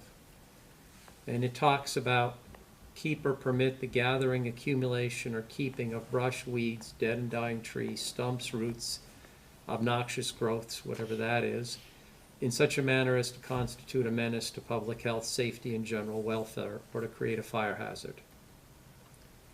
There are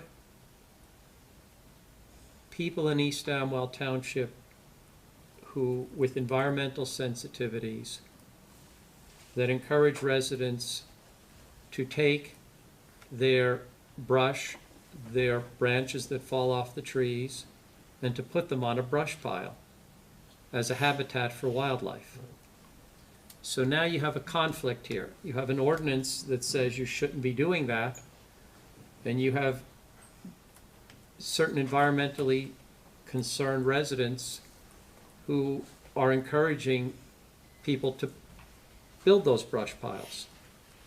And there is actually some merit to the notion of building those brush piles as habitat for animals.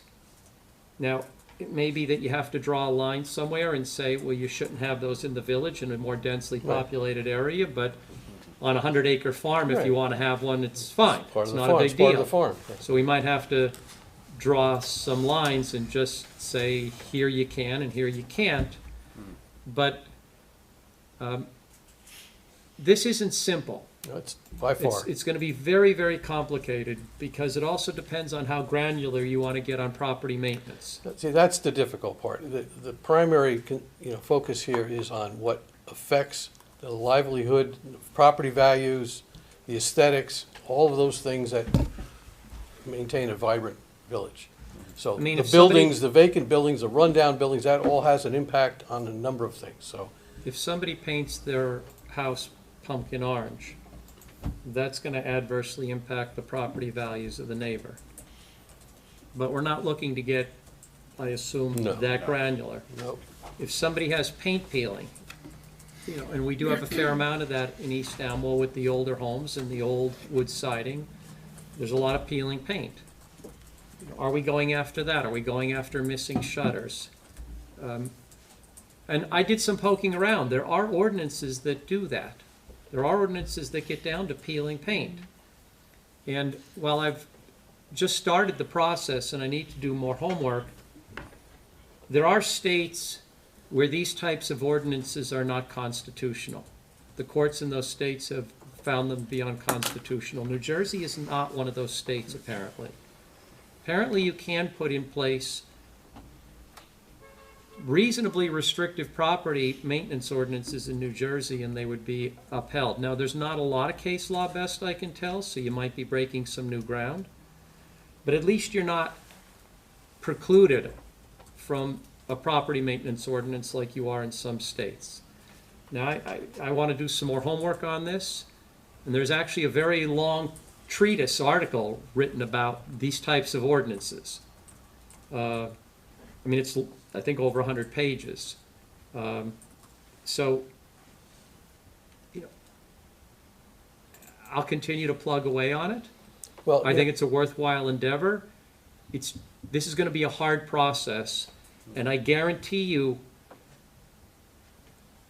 if you're going to do an ordinance that's going to have any teeth, we are gonna have people coming in here against it. Guaranteed, we're gonna have people against it.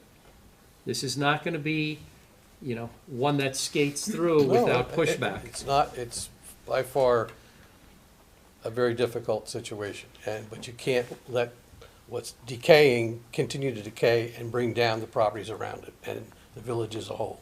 I agree, and So we're just here to see if ask the committee if it makes sense. Are they willing to work and come up with something that will, benefit the village in terms of what's run down?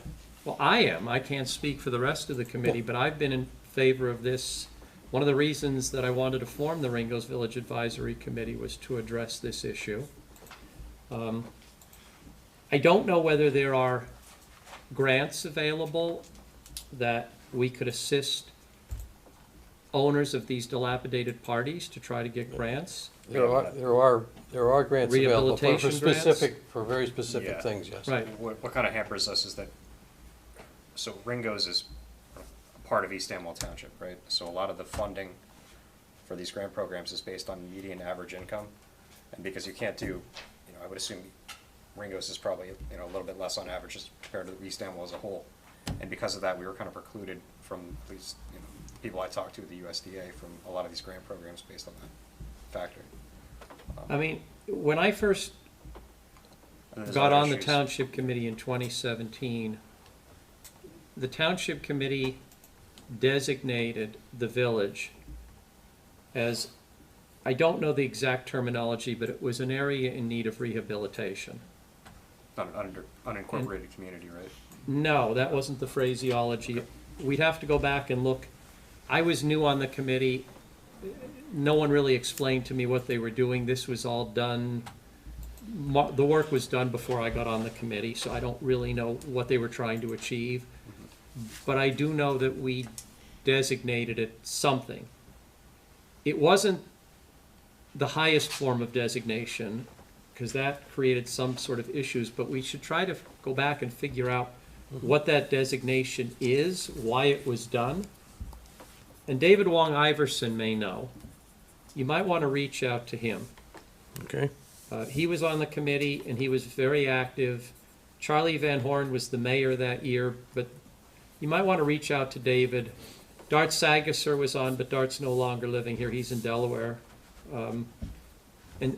They could probably explain to you why they did what they did and what the ramifications were, but that may have some bearing on what we can do in the village. But as I said, I'm all for this. I mean, this is one of the biggest complaints that we get, Krista and I, dilapidated properties, and not just in the village. No, There I'd are love two to on come in and- Rocktown yeah. Road that we've gotten, literally, I'll bet you, I'll have 15, 20 emails, maybe even more, on one particular property on Rocktown Road. Now, fortunately, Krista, through her diligence, has been able to make some progress with the owner, but it's hard and it's painful. And it would be really nice if we could bring the project like this to fruition and start cleaning up some of these properties. So I am very much in favor of trying to do this, but we have to understand it's going to be a painful process, and there are going to be residents who come in who are going to be against what we're doing. We're just trying to do what's best for the community as a whole. Some people are not gonna like it, some people are gonna love it, but hopefully there's a majority that love it. Jim, I'm a fan of, I'm happy to support as well, so. Yeah, Everyone else? I was just gonna jump in and say, you came here to take our temperature. That's To it, see yeah. if you have our support, and you do. And we appreciate all the work that you and others have put in. It's just a matter of how to tackle it. Yep. Some just don't seem to be the answer, so that's pointless. So after the committee reorganizes in January, whoever becomes the liaison for our committee, can we then set up a meeting with that person and get busy with what comes first? I think that's a very sensible way to proceed. And if we can get to the point where it's a reasonable, workable it doesn't have a hammer for the people who don't need to be hammered, then we can bring it to the committee for discussion, introduce it, public hearing, adopt it. Sounds good. This type of ordinance involves beauty, and beauty is in the eye of the beholder. So those who need the hammer will be in the eye of the beholder, but I'm sure we could work out something where a majority of people are behind it. And that's Okay. about the best you're gonna do. Thank you for your time. Thank you. Thanks, John. Have a good night. Okay, that's it for special committee reports. We have no standing committee reports, so we are now open to the public. Could I have a motion to open to the public? I move we open to the public. Second. All in favor? Aye. Okay, we are open to the public. I see 3 hands, so I'll start in the back and work my way forward. Tim? Thanks, Rick. Do you want to take why don't we take a 5-minute break? Because it's 9 o'clock. I'm sorry, Tim, because Chris wants to use the restroom. I wouldn't mind using the restroom. So we'll take a 5-minute break and we'll resume with the open to the public. Wow, no problem. A young guy like you, come on.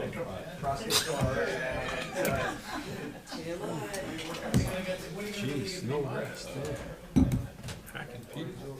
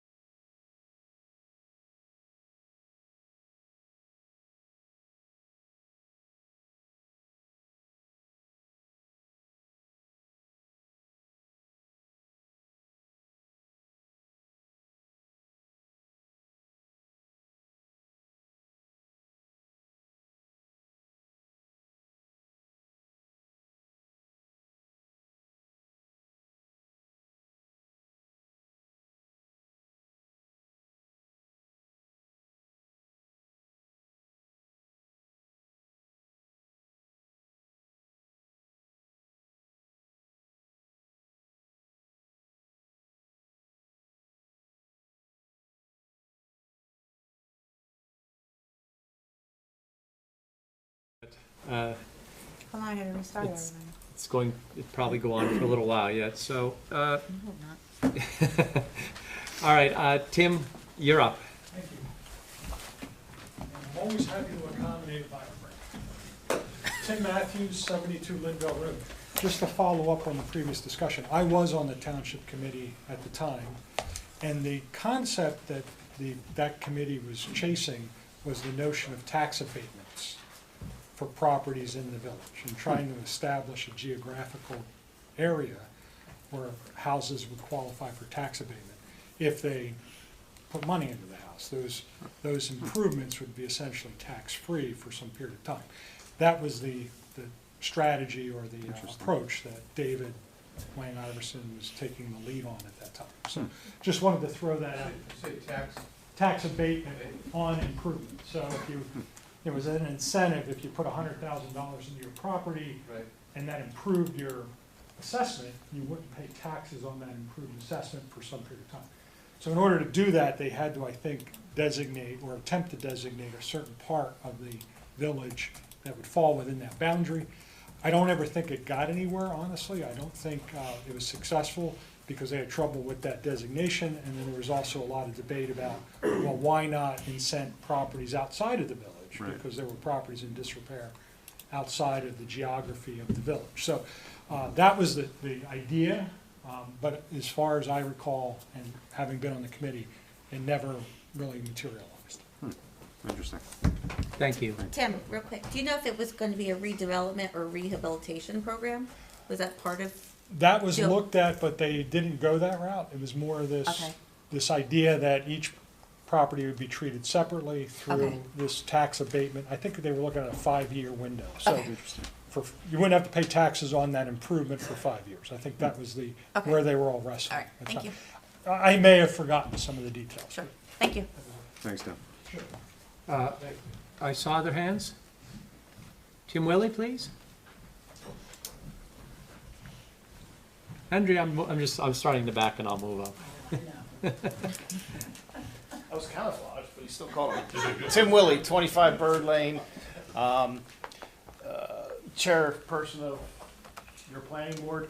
I would just like to take a minute to thank Mr. Sobieski for his service on this township committee. Thank you. I personally was at a meeting, and thank you to the Ringo's Village. I joined your meeting. I'm sorry it was only once, but busy schedule, but it was happened to be at the meeting where we talked about the case properties, and thank you all for your due diligence on what you're trying to do. I think it's it's worth merit.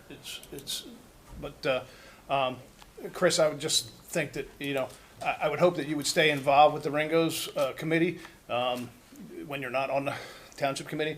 I think you're a positive influence on it, and I think everybody appreciates all your input on it and your hard work that you put into it. And I would just like to, thank you for your service to this committee. Thank you, Tim. Appreciate it.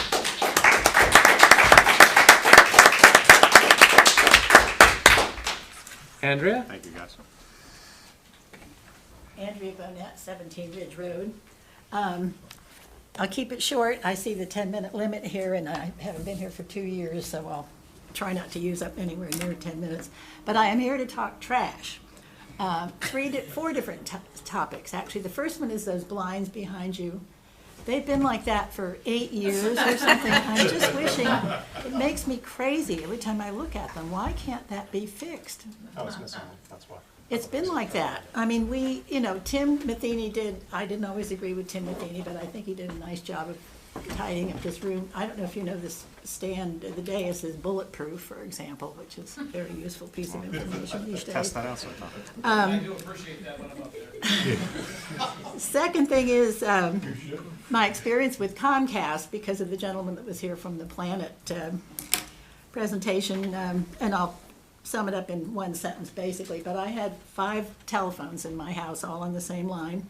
Took 3 different visits from Comcast people to try to repair them, and they charged me $140 to get the phone working, and I finally did argue with them and get them to cancel the fee. But when he says that Comcast is expensive, I think everybody in this room that deals with Comcast could agree with that, no doubt. And then the third thing is about the Ringo's thing. I was on a historic walk a couple of years ago, and we were at that house. If you go to the end of Wordsville Road, and it's the one right in front of you, that's, the big old white house with the broken windows and so forth. And we're standing there, and the lecturer is talking about the house. And here comes a big black buzzard out of the window, the upstairs bedroom window, and flew across the street and landed on a power line. And we're standing there going, what? And then all of a sudden, here comes the second buzzard, flap, flap, flap, and flies across and lands on the power line. So I think, you know, this Ringo's really, some of these buildings really need some help. But my big issue, the reason I'm really here tonight is to talk about the Republic Trash Company. And I brought this up in several different venues. And I think there are a lot of people in East Amwell that are pretty disgusted with the Republic Trash Services, their fees.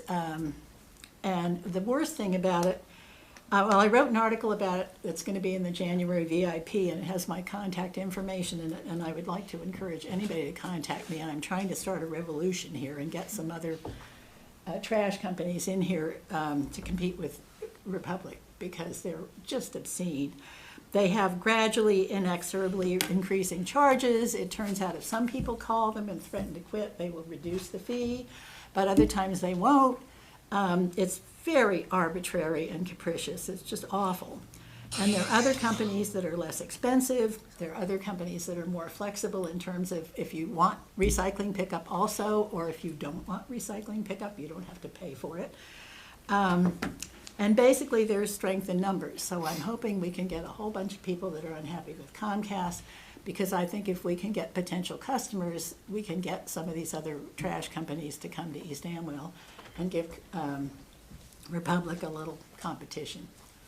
So that's my trash talk for tonight. Andrea, Republic is a problem. When they acquired, it was called Premier. When they acquired Premier, there was a major glitch and a lot of complaints. I spoke to Cortez or Cortese, Eleanor, Dave about, is one of them, I think. About expanding in East Amwell. Surprisingly, neither of them expressed any interest.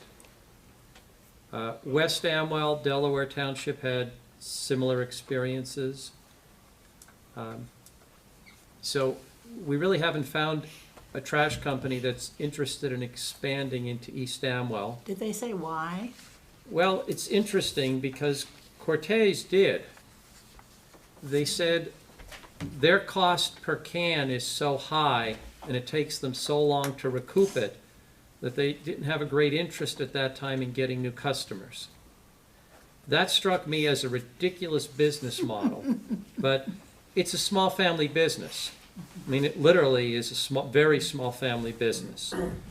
And with Republic, what I tell residents is if you call and complain, they will knock you down. We had one resident who was paying $3.49 a quarter. She called and complained. They dropped her down to $90 a quarter. If you call and complain and they don't drop you down, call back again in a few days. You'll get a different person, and there's a good chance on the second try you'll get knocked down. It is very arbitrary. I don't dispute that. It depends on who you get. And even when they knock it down, it's not always knocking it down to the same number. They usually knock it down anywhere from 89 to 129 a quarter. That's the range. And then it starts creeping back up again. Well, that's the other problem. The longer you're with them, the more loyal you are, the higher your rate. They give you this great rate to start at 89, 99, whatever, and then they keep jacking it up. But if you don't complain, they keep jacking it up. That's how this one resident got to $3.49. She had been with them for a long time and never complained. If you complain periodically, it gets knocked down. That's about where we are right now. You call and complain, and they'll knock it down. The other issue we had with Cortez is one resident did switch to Cortez. Republic has the trucks with the arms that lift your garbage can, dump it. Nobody looks at what's in your can. They come, the arm grabs it, dumps it. When you use Cortez, they look at what's in the can, and if there's something in the can that they don't want to take, they leave it. That's the other problem. So I don't have a solution other than to say you just call and get your bill knocked down. And right now, that's about where we are. Well, I'm not satisfied with that. I'm hoping if we can get a contingent of East Amwell residents who will appeal to some of these other companies, maybe we can get a little competition. I'd be all for it. Competition is a good thing. Okay, well, look at the January VIP. My contact information's in there. You are welcome to use my phone. You are welcome to use my email. And I'm happy to lead the parade here. I'm a classic Scorpio, and I will not give up. Thank you, Andrea. Kevin? Just a quick comment there. I have Cortese, they come to my house and pick up trash, so it's available in East Amwell. Where are you? On Van Lewis Road. There are only And certain there are a number of areas. people who have No red mountain. cans. Only certain area though, that's the problem. They'll come only to certain areas.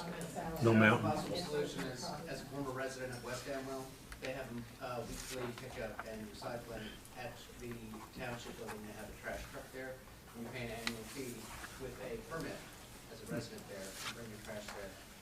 It's $175 a year to run it there, and very convenient, to bring your trash there, just as another option. I, Look at that. I actually had a discussion with West Amwell about that. That's a revenue loser for them. They're not breaking even. Now, I had this conversation a year and a half ago, that they're going out of pocket for that. So it's a question of, do we wanna, in effect, raise the taxes? There's find out what it costs and at least have an option, perhaps. I mean, if there's enough of the demands, if you're just gonna shut it down as an idea, then I would say, because they had a recycling bin there for electronics as well. That was sponsored by something. You could bring any electronic TV, any kind of thing there. Yeah. There's It's a- also, they have an employee that works it as well. So, yes, they did that too, or three actually. Right. Okay. So, yeah, so I understand that there's a cost to it. It's a pretty big cost. Yeah. Looking for options. It's a pretty big You're cost. talking $350 a quarter for trash pickup from Republic, then it seems like, there should be some other options here. Everything costs money, I get it, but, finding a solution would be creating some kind of a relationship with West Amwell so that we could bring our trash over there. It's really not that much problem for Cindy. Another possibility that I am aware has been going on for years is that some people share with their neighbors and share trash pickup and then share the bill. Because I generate 1 bag of trash a week by myself. And I figure that costs me about $8 for each bag. Come drop it off. But people do that. To share with neighbors. They do. You I know, see you could people cut the doing bill that. in half. I see people doing If we're that. desperate, we can do that. Thank you, Andrea. Anyone else? Francis?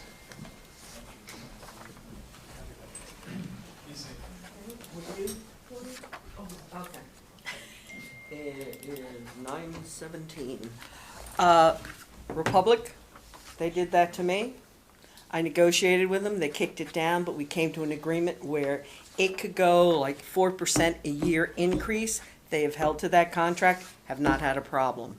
And I got a 5-yard dumpster at a reasonable rate with that. On the village and the need to do something about what's been falling apart, there were studies, I've only been here since '95, so I guess I'm fresh meat. But there have been studies upon studies, discussions upon discussions, and, this village committee is probably gotten the furthest. And I would like to echo the commendation for Chris, because not only is he getting things done, I think you've been the secretary too, to make sure it was done so that you could actually have meetings. That's an attaboy for you. To echo your discussions, Tara, about the tree lighting and Santa and all of that, and I appreciate the thank you. But there's always more people. I was contacted, I'm on the East Amwell Historical Society. I'm currently, as of the last 2 weeks, president, but that's a separate issue.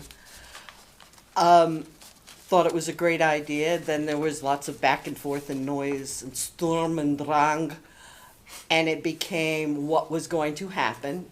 So having just had surgery where they reattached ligaments, I called some people, got 2 members of the society trustees, Mary Ellen Costello, Alexis, a non-member, Janice Grover, who came out and helped get the decorations up, because it's really hard to have Santa there if you don't have Santa's house decorated. So move some stuff. Coerced, and bless your heart, Chris Sobieski, who not only came over, wore an elf hat, and helped decorate so it would be ready. But also, he and John Buckwalter took some of the decorations that I had for my own house that didn't get decorated, and they strung lights outside, so you contributed to the community and all of that stuff. What came out of that thing was almost a It's a Wonderful Life moment. We had a community. We had hundreds of people. There were lights and kids. I unfortunately was in an airport in Phoenix after a funeral, but I have seen the thing since then, and I wish I had been there.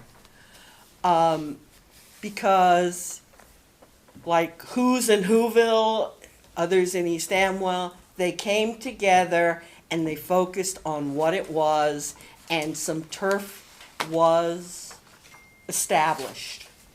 The township owns the building. The township can say what goes and doesn't go, and different committees, including, I guess, Historic Preservation, and thanks to John Zaramba for starting the ball rolling. It happened, and there's been flack that some people have gotten, and you know how much I care for all the drama, or give a rodent's rump about the drama. But it's important that it got done, and the fact that Parks and Rec, Historic Preservation Committee, Historic Preservation Society, and other folks worked together, and were coming, whether it was Allison and her people and things like that. It was a wonderful thing. The positives that came out not only from the Clausen family about this is what our mother would have loved and we should be doing more of. I take that stuff seriously. Okay, shoot me, whatever, but our township historian, John Allen, is going to give a talk January 26th at Clausen House in the evening. So it can be an educational, it can be outreach. Like it, don't like it, whatever. I wish I had bulletproof at my house sometimes. But we need to do more of it. The kids came. When we were decorating, people weren't bothered. But families and kids came and they looked. I climbed stairs, which with my body is not a joyful and triumphant occasion. But we showed the museum, 8 people, they signed up. Will you come back? They'll come back. Kids came back the next day. There are opportunities either with the school or with the communities to have kids, teachers, high school, whatever, people learn from the assets of East Amwell, whether it's the quick collection or things that people have donated, and there be some development.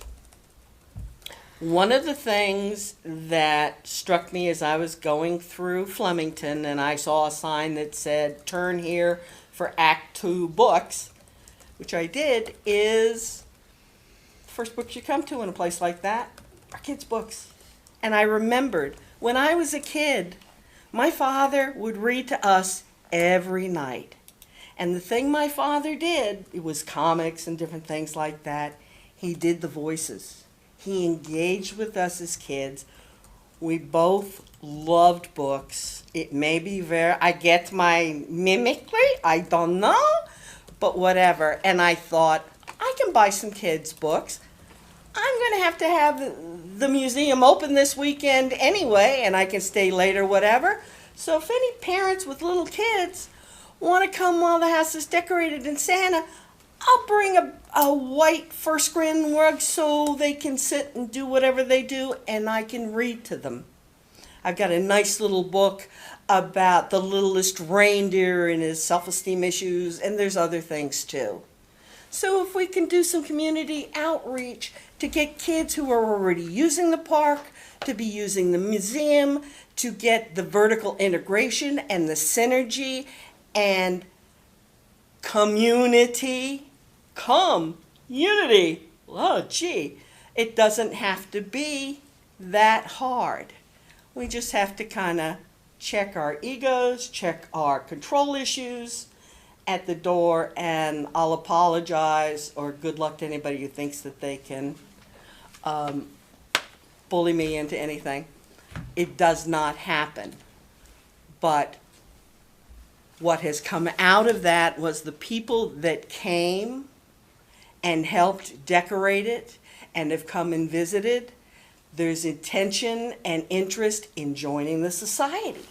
Even got some ads for, you know, the calendar that was now going through a little bit of a shift and a bit of a delay.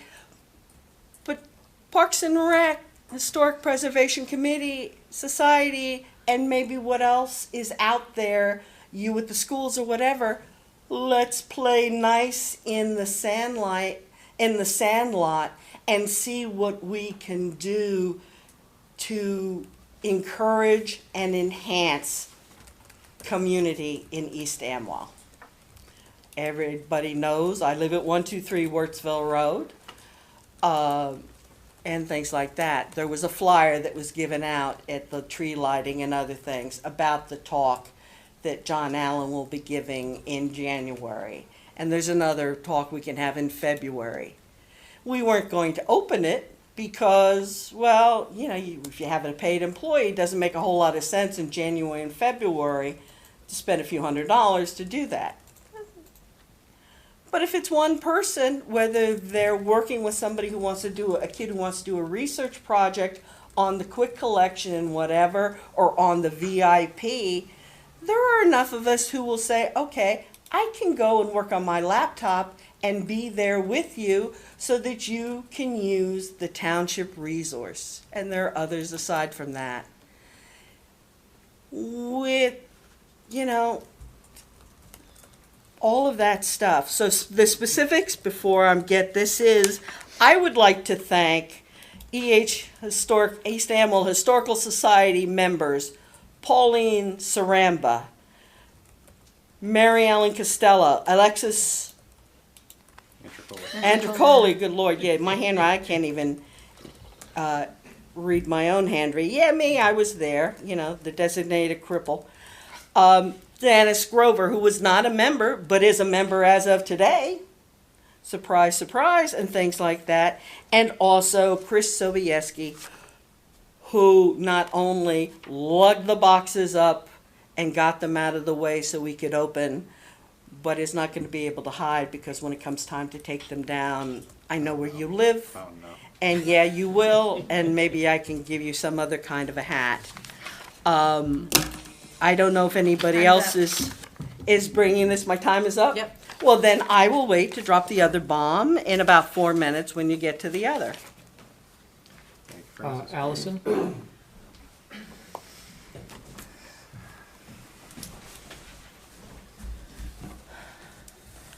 Alison Castellano, 9 Pearl Court.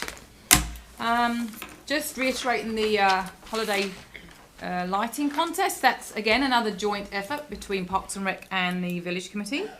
So we are, the Village Committee did it very successfully last year with just the village. We had lots of people said they would love to take part in it and they don't live in the village. So good idea to expand it to everybody this year. So encourage everybody to, as Rick read out, send your pictures. That's the easiest way we can do it. Send your pictures to us via the recreation email account. We'll announce the winners next weekend. 17th, 18th, 18th, somewhere around there. And now take that one off, put this one on. This is the Recycling Committee. The Recycling Committee have just awarded their first 2 mini grants. Woo! They took us a year to get there, but anyway, the Environmental Commission applied to clean up Amwell Lake area. They will be doing that periodically with a $100 grant applied each time, up to 4 events within 1 year. So, they're going to keep it good and clean around there, and they got approved. The Environmental Club at the school, led by Sharon Ernst, have applied, and that was through the EC but it's their group. They're going to, actually, great help, they're going to offer to clean up the park and surrounding area when we have parks and recreation events. which will be great. They're going to come out next day, go walk the whole area and clean up. So again, that's another $100 grant every time, up to a maximum of 500, maximum 500. But we don't have 5 events a year that will cover, probably 4 max. But you know, it's a good incentive for groups that want to get these mini grants to come and help. You know, and it can be young people. It's great. So I encourage any other groups, if they want to do this and they want to, you know, there could be a Boy Scout group, Girl Scouts, whatever, reach out to us and we can talk you through it, give you the packet, and you can apply, and it will get discussed. There's a subcommittee to work on it, and you know, it's a good way for your organisation to earn some money. I'm not really going to talk about the tree lighting because I think everybody's done that. Did a great job. Thanks, everybody.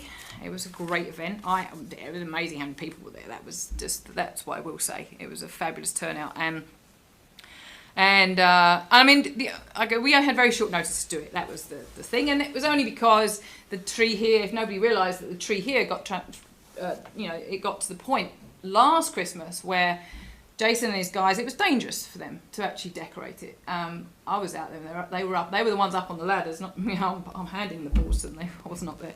And Mark will tell you my balance is atrocious. I can't get on the ladder. But that was dangerous. That's a hump. The ground is like a hump out there, and that tree was huge. It's very wide, and they have to lean out, and it was just dangerous. So that's pretty much the reason. And it's not the first time he's moved a tree from there. They grow too big, they become too difficult to handle from that point of view. So they dig them up, they replant them at the park. A couple of times they've taken great. One time it died apparently, but this one hopefully it lasts. It's a fantastic location for it.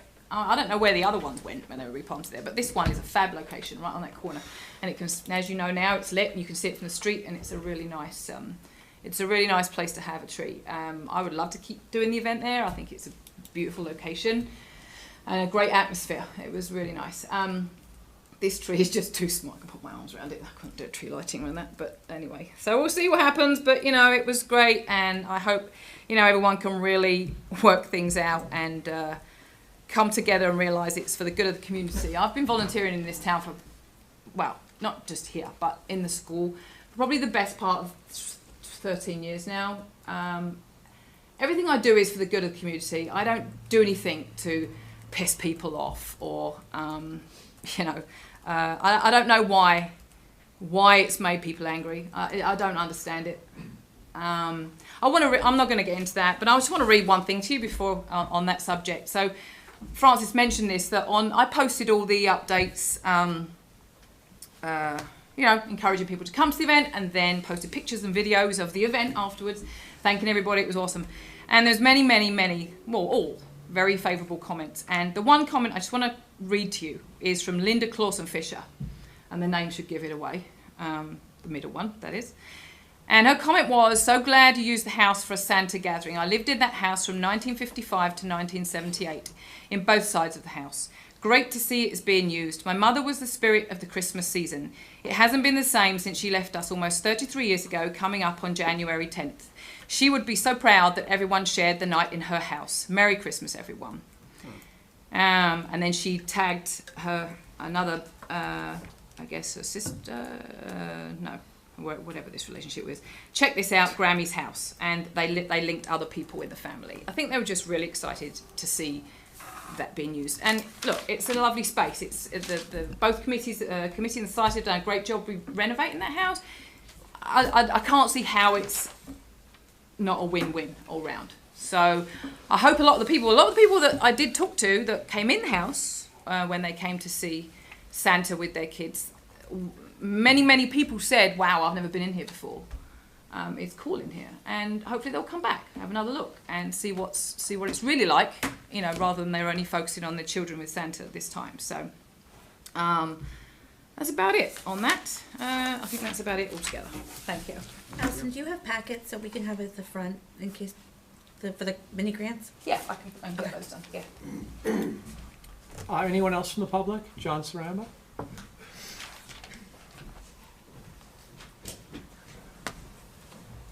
Hello, folks. John Saramba, 111 John Ringo Road. First off, just want to say to Chris and being with the village committee for most of the meetings until some situation came in my life. Good hard work, Chris. Very good on the ordinance. Stay on the committee. They need you. Number two, in the Historical Preservation Committee I chair. Yes, I was approached about the house, and it was a fantastic idea. Brought the community together. It showed how different committees in this township can start working together instead of being adverse. We have Parks and Recs working with preservation, and you know, it was just an overall win-win, I think, for the township, and also to the community and the parents and the kids. I mean, one thing we all have to remember: this is for the kids. You know, it's for the children of this community, the future of East Amwell. Instead of them moving out because there's nothing to do, let's keep them here because there's something to do.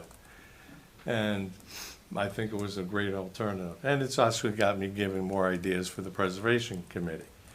We're going to talk on the 21st about reaching out to the East Amwell School history teachers to see if we can get them and their children more and their students more involved in the Clausen House and the museum. I'm also going to try to reach out to charity over at the Grange and get the Grange historical preservation together, get more people, you know, knowing what the Grange is all about. I don't want to see another Grange in the state closing up. That's all they seem to be doing.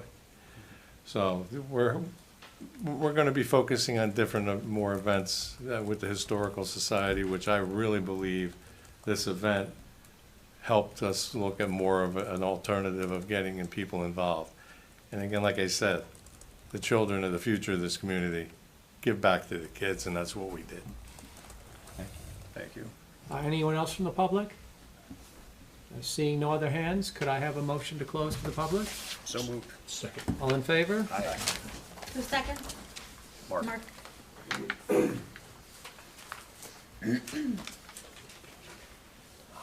Okay. Next, we're on consent agenda items. If anyone wants to discuss any of these, we'll remove it from the consent agenda. Otherwise, we vote on these as a package. So could I have a motion to approve the items on the consent agenda? So moved. Second. All in favor? Mr. Castellano? Oh, sorry. Oh, yes. Mr. Mills? Yes. Ms. Ramsey? Yes. Mr. Sobieski? Yes. And Mr. Wolf? Yes. Okay. Next, we're at item 14, resolutions. We have one this evening, which is a resolution authorizing the award of the bid to Pravco, Inc. for the Clausen House slate roof replacement. As we've discussed, the roof on Clausen House, the slate roof, is desperately in need of being replaced. We put it out for bids. We got 3 bids to replace it, one for $33,000, one for $37,000, and one for $125,000. Okay? Take a flyer. 33, 37, 125. Oh, it's a no-brainer. Our engineer and our QP reviewed the bids. The 33 qualified as the lowest bid, and now we need a resolution to approve moving forward with that. We have a $65,000 grant, so 33 being a lot less than 65 means we will have plenty of money from the grant to pay for the roof. So with that, could I have a motion to approve this resolution? So moved. Second. Any questions or comments? Glad this is finally getting done. All in favor? Aye. Anyone opposed? Nope. Okay.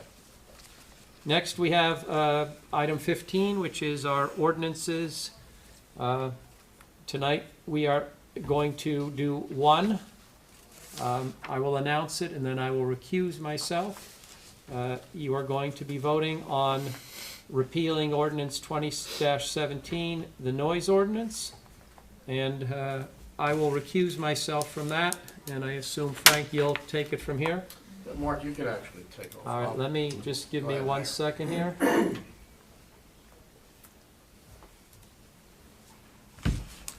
Okay, I'm gonna step out if you'll just yell when you're done, and I'll come back in. Yes.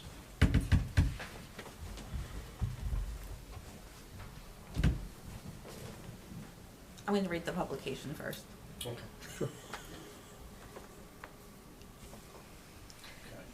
The legal notice was published in the Hunterdon County Democrat on November 18th, 2021, and it was posted and available to the public since introduction on November 11th, 2021. All right, so I think at this time, Mr. Deputy Mayor, we need a motion to open this to the public. I move we open to the public. Second. All right. Everyone in favor? All in favor? We're all in favor? Aye. All right, anyone from the public care to comment? I'll move we close. Seeing Oh, wait. no, Mr. Willie. Sure. Well, I didn't do my homework before I came tonight. Tim Willie, 25 Berkeley. Which noise control ordinance? I didn't, like I said, I didn't do my homework. This is the noise ordinance, Tim, that's had a cloud over its head since it was passed, and I believe the committee's made a decision on my recommendation to take a step back on the issue of noise, re-examine it without prejudice to their right to come back in some other way or fashion, but at this time, the ordinance is being pulled, and that's what today's hearing and Does the door adoption need is. to be closed, Frank? Yes, Okay. it's still an open meeting. I know, but I didn't know. Okay, no, I wasn't sure, is this the one, like I said, I didn't do my homework, so I'm confused, is this part of the litigation Yes. with the Ridge? Yes, sir. So is this the ordinance that started with the planning board? No. No. It's not, it's the other one, okay, that's fine, I just wanted to clarify, like I Sure. said, I didn't do my homework, I apologize. It's all good. Any more comments from the public? I'll move we close to the public. All right, second. I'll second. Okay. Do we need to do? All in favor? Aye. All in favor? Aye. And no? Now we need a Comment? We need a roll call? Motion. Motion to adopt. Motion to adopt. I move we adopt ordinance 21-19. and I a get a second. Second. Okay, all in favor? All in favor? Aye. Aye. Wait, roll Mr. call. Castellano? Yes. Mr. Mills? Yes. Ms. Ramsey? Yes. Mr. Sobieski? Yes. Okay. The deed is done. You gotta read that, right? The adoption notice will be published in the December 16th issue of the Hunterdon County Democrat. There you go. Professional. What's going on? The door and the curtains need help. Could you imagine? That's the least of my worries. I might jump in. Oh, yeah. Did you get my Everybody email gets a break. today? I sent you the ordinance. About I it. don't Oh, even no, notice I that. didn't. I can haven't just stand here like operating this, I in 3 suppose, hours. and make it less noticeable. I sent it to you. just You know what? looked at the end. That's That it, one right? in the middle, Mark, right above you. That one's always irked me. The one that's like not turned the right way. All right, so we are done with the item 15. Let's go to item 16. There's nothing. Unfinished business, item 17. Any discussion about the Van Loos Bridge tonight? No, I sent you, or Krista actually sent you a draft of the letter. Since then, the bridge is now closed. Yeah, do we know what happened there? I don't know, I think someone drove over They it. just That was- Overweight. Overweight truck. Yeah, Overweight so now truck. it's closed Yeah. indefinitely. So if you guys, it's from Krista, it's my draft. We can send it, we cannot. The last time we discussed it was going to be a unified approach from the Township Committee. So I would appreciate your feedback, Sure. if you're so inclined. Take a vote Okay. on it in the next meeting or something maybe? What's that? Should we take a vote on it next meeting? Do we The have to letter? vote on it? I mean, do we have to vote on You don't have to vote on the letter, you can all be in Just offer. Just a I just- verbal agreement? verbal agreement, yeah. Okay, yeah. that'll work. The next on the item is the marijuana within the township. Is there anything to discuss about that tonight? No update. Yeah, Okay. covered it last time. There's no new business, so we're back to our second open to the public. Could I have a motion to open to the public? So moved. Second. All in favor? Aye. Anyone from the public? Francis? Sure.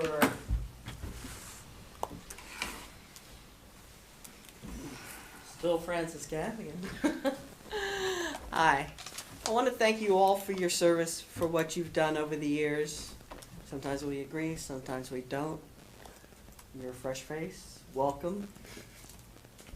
You know, I'm sure we'll have some spirited discussions, but it will be cordial and civil, and we'll see how it goes.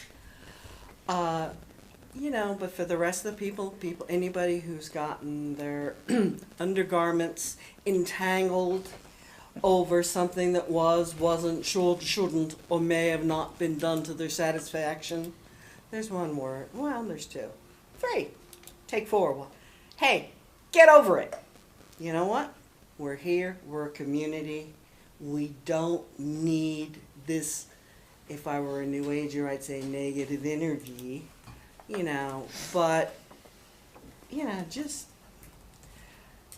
I will not respond or give energy to people whom I have an issue of respect, don't feel that they give it, much less take feedback or anything else. If you've got something to say to me, say it to me. I think I'm fairly candid back to you, and vice versa, whether you like it or not. But don't crawl around in the back rooms or corner or request or something like that, you know? Get over it, grow up, lead, follow, get out of the way, and if you're not part of the solution, you're part of the problem. New phrase, you'll hear it again. Let's just have a better 2022. I'm sure the meetings will be hours shorter, fewer soliloquies, even from me. And, you know, Jenna, I think John's a nice man. Jenna's a nice woman. I think you can all, for the most part, get together. It doesn't have to be partisan politics, and expect that in the beginning or at your reorganization, I'm going to raise as an issue that the politicization of township events, meetings, organizations, sites, or locations for overt, covert, or just, hi, well, that was the bad thing that happened because I am by Joseph Adam Mary, and the right thing happens because it should. You know, leave it home. If you're there to pick up the garbage, pick up the garbage. If you're there to recycle something, recycle something. I get phone calls by people, the last few months, except for the funeral, I've gone to the recycling. And I get phone calls from residents. I'm going to be a little late. What? Like, you know, what am I? Having to be somebody's personal protection or pit bull because they don't want to get drawn into political discussions? You know, we all eat, drink, defecate, empty the bladder, and all of that stuff. Everybody's got one. More often than others, unfortunately. You know, we can have class, we can have 100% of it. We don't have to settle for 60%. You know, draw your own conclusion. But, you know, just get a life, grow up. I got Teckles coming this week. You know, I'm going to be showing dogs and doing things, and I want to be having some fun with my retirement. And I'm sure you that are working and are raising kids, if there's things that we can do as a community, whether, no matter what side of the aisle you're on, let's do it, let's talk, let's be adult. That's it. And I will see you on the 20th, because I'm always here. And, you know, let's look forward to 2022. I know I'm looking forward to it. Thank you. Anyone else in the public? Tim?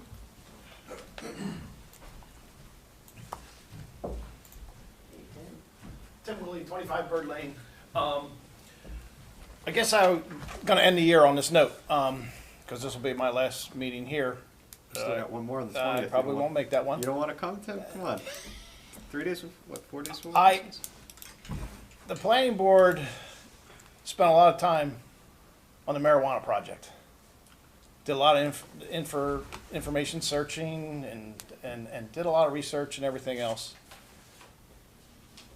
And two gentlemen sitting right there, the mayor and the deputy mayor, who both sit on the planning board, were in favor. We all voted unanimously to move it forward.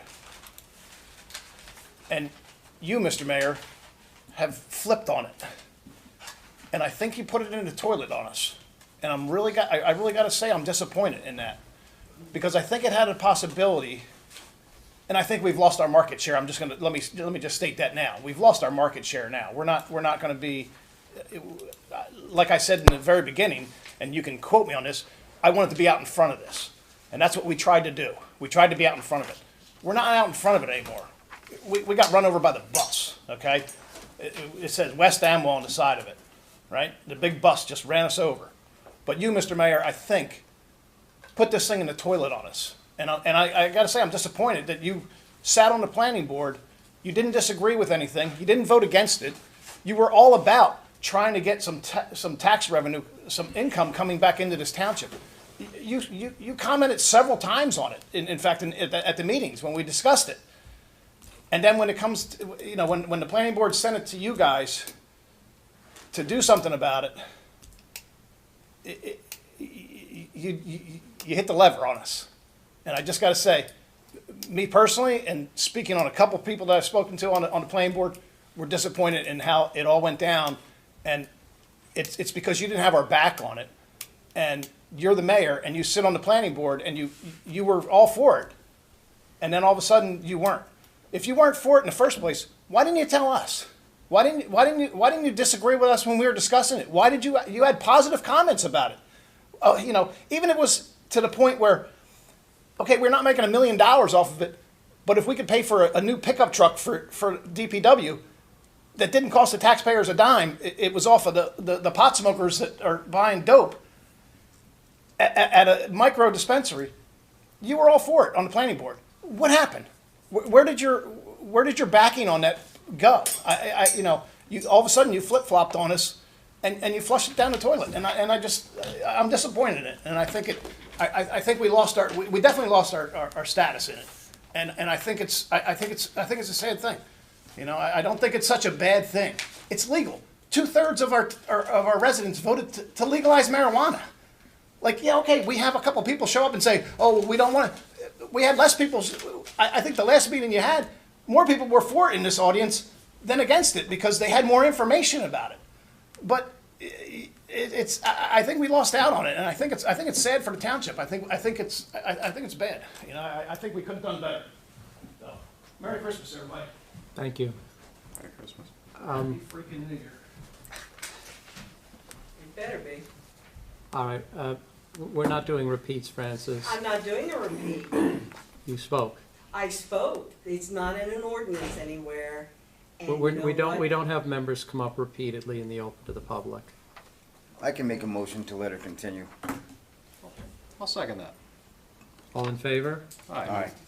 Okay, this is going to have to then be the standard going forward. We that got people can. 2 weeks left. Let's get through it. Based on what he said, and Just state your name and- Francis Gavigan, still 123, not 124 Wardsville Road. Members of committees are traumatized by the dramaturgy. It makes people reluctant to participate or to volunteer or to stay on committees when they feel that there's who needs it, who needs all of this agita, and that is not good for East Amwell, the committee, or the committees. There have been times over the last 4 or 5 years where people, and I mean, you may have talked to some of them that were on the environmental, were whatever, have a zero tolerance in 2022 for all the drama and come up with some mechanism, and it was the mechanism that was proposed that was misunderstood by the people on the cameras or out there as trying to be limiting free speech and constitutional rights. They were trying to cut down on the soliloquies and the soapboxes. It's a bulletproof dais. That's great. But it is not the exclusive purview of any 1, 2, or 3 to be saying what we can and can't do in a democracy, or to threaten to sue, or this, that, and the other, or to bury in Randolph Township Oprah requests. That is silly bullshit and not particularly professional. And I would say that I haven't read them all, but I'll have to ask the Government Records Council about overly broad Oprah requests. The people on the TV don't need to know this, but the people on the dais are fully aware of it. And I'm looking forward to 2022. And for a man like Tim Willey, who's a peacemaker, to express himself and his frustration speaks volumes. 4 years ago, I don't know if she still lives here or not, but lives up on 518. She's your party and all that other stuff. She mentioned to somebody that, well, it's your problem now. And as we end 2021, Jenna, it's your problem now. Good luck. That's it. Anyone else from the public? Now this a little. Motion to close? So moved. I'll second. Whoever. All right. Just throw some names down. I got it. All in favor? Aye. Okay. I'm a little perplexed. This committee introduced a resolution wanting to limit the open to the public to 5 minutes. So now, I try to be somewhat respectful of what this committee wanted to do. And they say, no, we'll let people come back up and speak as long as they want, as many times as they want. Now, I recognize that that resolution was really targeted at me, and my colleague here in his campaign literature articulated that the resolution was articulated at Rick Wolf. So I don't get it. Is it that this committee believes that everybody is entitled to speak who is going to speak favorably of them and unfavorably of me? But if I try to respond, I should be limited to 5 minutes? The hypocrisy just runs rampant. Yes, it does. And I really look forward to January myself, when there will be a breath of fresh air on this committee. I really do look forward to that. With that,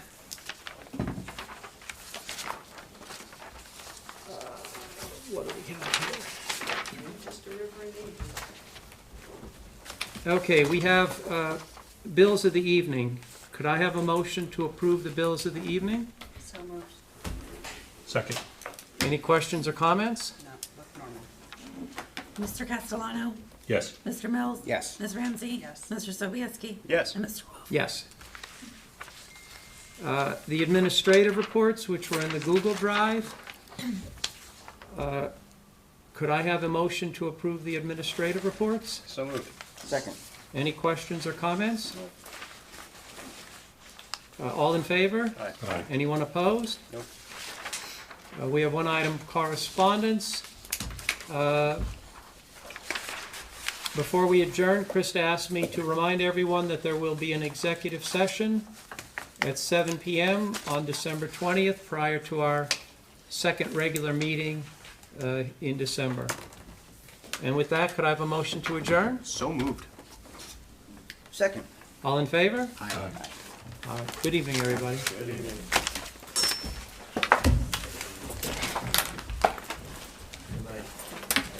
Good night, Frank. Here, Frank. I think this is Frank. That's to this. Yeah. Yeah, I'm seeing those in the. Unfolded.